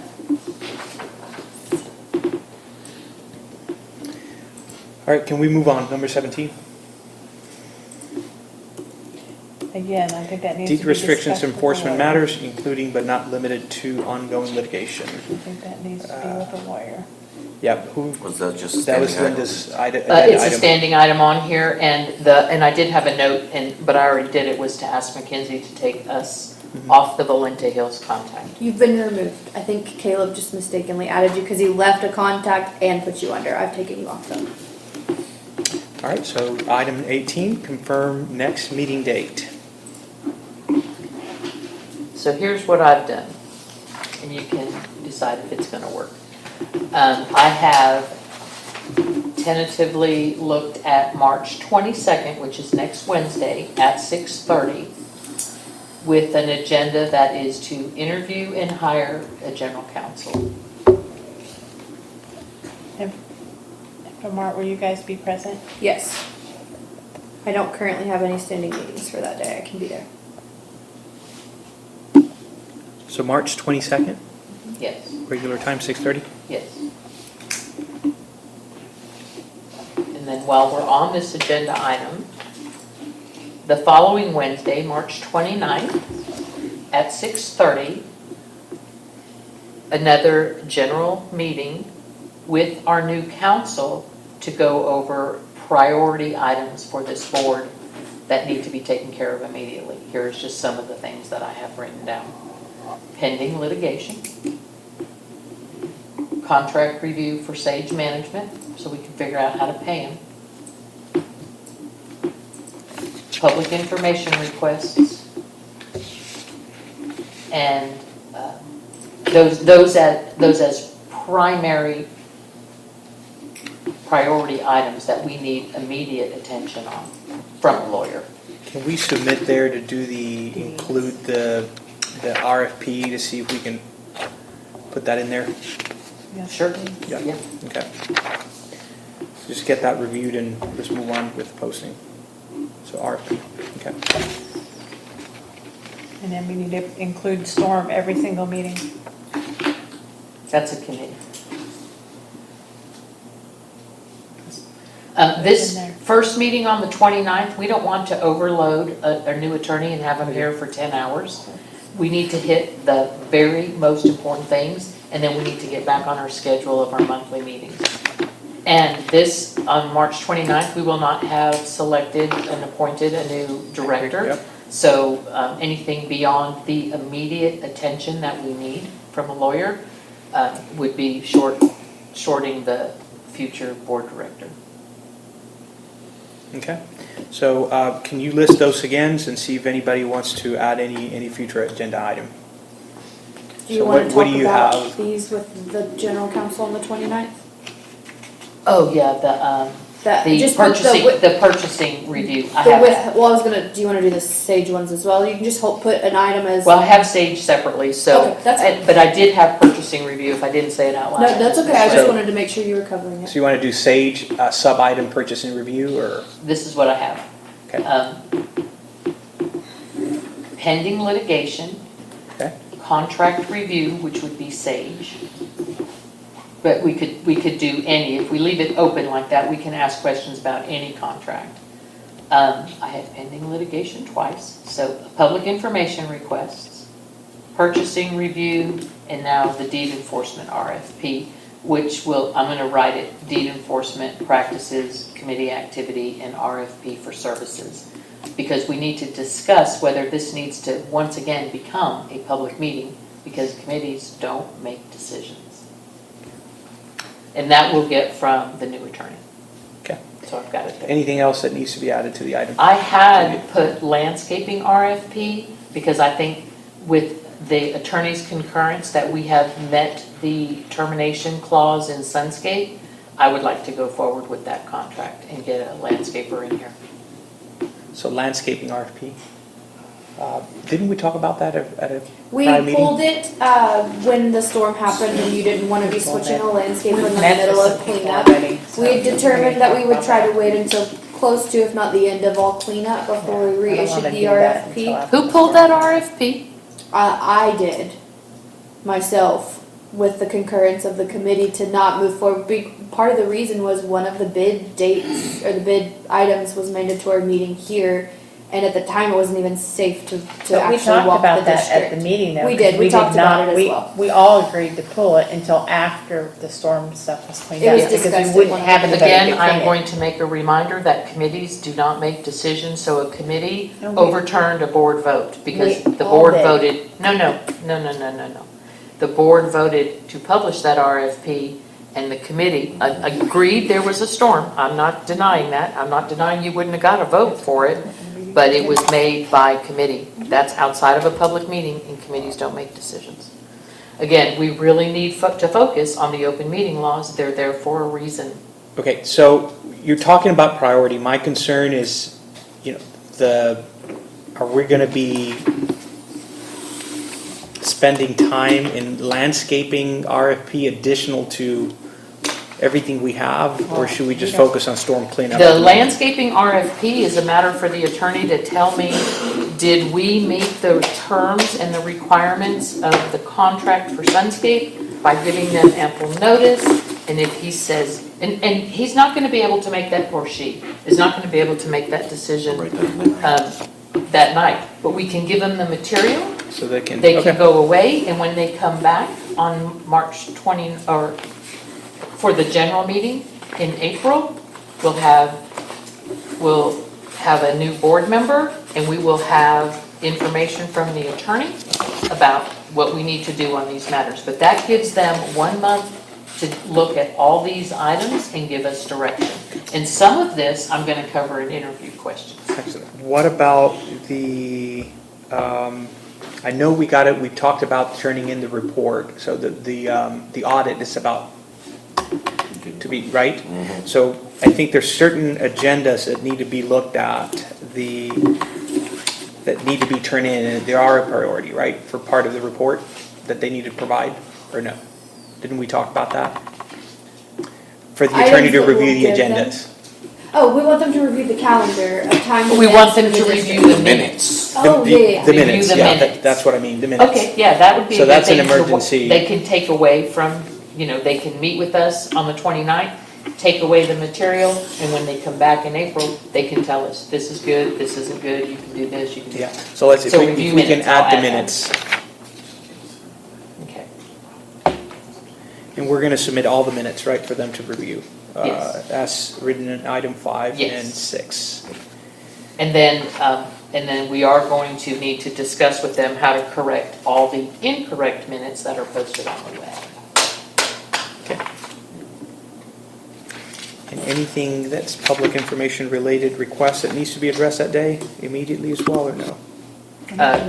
We have 3 So, yeah. that we need to get out, or So should we put it on the agenda? I think we should for the talk. 29th, it is on the agenda. It is it's public information requests is on the March 29th agenda. Okay. On the 22nd, Parks it's Committee. merely interviewing and hiring. Keep doing it because there's so much. So also Parks Committee. On the March 29th, Well, we're gonna have somebody that's gonna continue this, so we're gonna have to talk about it because his term is coming up, isn't it? His 31 days? It's 30 days, and I couldn't tell you because I don't have a thing that says. We don't know how many that days they've many worked. days. He does. Yeah, well, I'm And saying, I've I'm got not it sure, in an I'm not email, saying I he think, doesn't, but- I'm just saying I don't have that, so I can't answer that question. Okay. Okay. I may have it in email. I will. So just to down. clarify, the items what we're talking about is for March 22nd, right? March 22nd item, agenda No. items, no. 29th. March 22nd is interviewing and hiring a general counsel. You're right. Okay, and then 29th would be the items that we've talked about. Right. Okay. And we are doing the if you can add Parks Committee, Yes, and I'll I'll send it to Mackenzie on when his date is, his ending date. I have Structure, a list this of lift things I'm station gonna ask for him, so I'll CC you on. Oh, yeah, we need the lift Yeah. lift station. station. Just- the lift station? Yeah. That's next week though, right? No, That's the big- that's That's on the 29th. 22nd? No, the 29th, I thought we were. No, Herb said we're gonna have to. We could do the lift station on the 22nd. I Let agree. Herb go Yeah. first. Yep. Yeah, I thought that was what we talked about. Anything else, David? No. Not that I can think of. Beth? If you think of something else, we have time because 72 hours posting, so we can always add to these agendas. The closer you get it to us, but at least by noon on Friday, the easier it is to get it out. Just keep that in mind. I like them posted on Thursday, so if there's a mistake, we have time to correct. I was just hoping you weren't gonna wait. No, until I won't Friday. So it seems like the 22nd is lift station and hiring the attorney, correct? Yes. That's about it. For your interviews, are you planning on doing them all in open session, or do you want to do executive session interviews? No. No. Okay, I think they I should just be want to be able to public, communicate to recorded. all of them the expectations for that meeting. So, all of them will be done in a public What is setting, your correct? Starting at 6:30. Do you have an order you would like to go in that I could tell them? No? Yeah, open to the public. Beth? Are we gonna do the same as what we did last time and we each have 3 questions? I'd like to just leave that open, what feels right. It's a short agenda, so it's not gonna. It won't take long. I just don't want to keep the new person here that They hasn't need to even get been used to hired it. yet. They need to get used to it. We do long meetings. And Don't want to Mackenzie, do long meetings. just want to make it clear, March 22nd, you're I'm good for good, both. and 29th, you're good for both. Okay. I'm glad George didn't pick Tuesdays, because I have meetings both Tuesdays. All right. I think we're good. Motion to adjourn. Yeah, motion to adjourn. Who did it? You can't. You got a second? She can't do a motion. We need to. Somebody Motion to adjourn, second by Hanoi. All right, Everybody in favor? all in favor, let's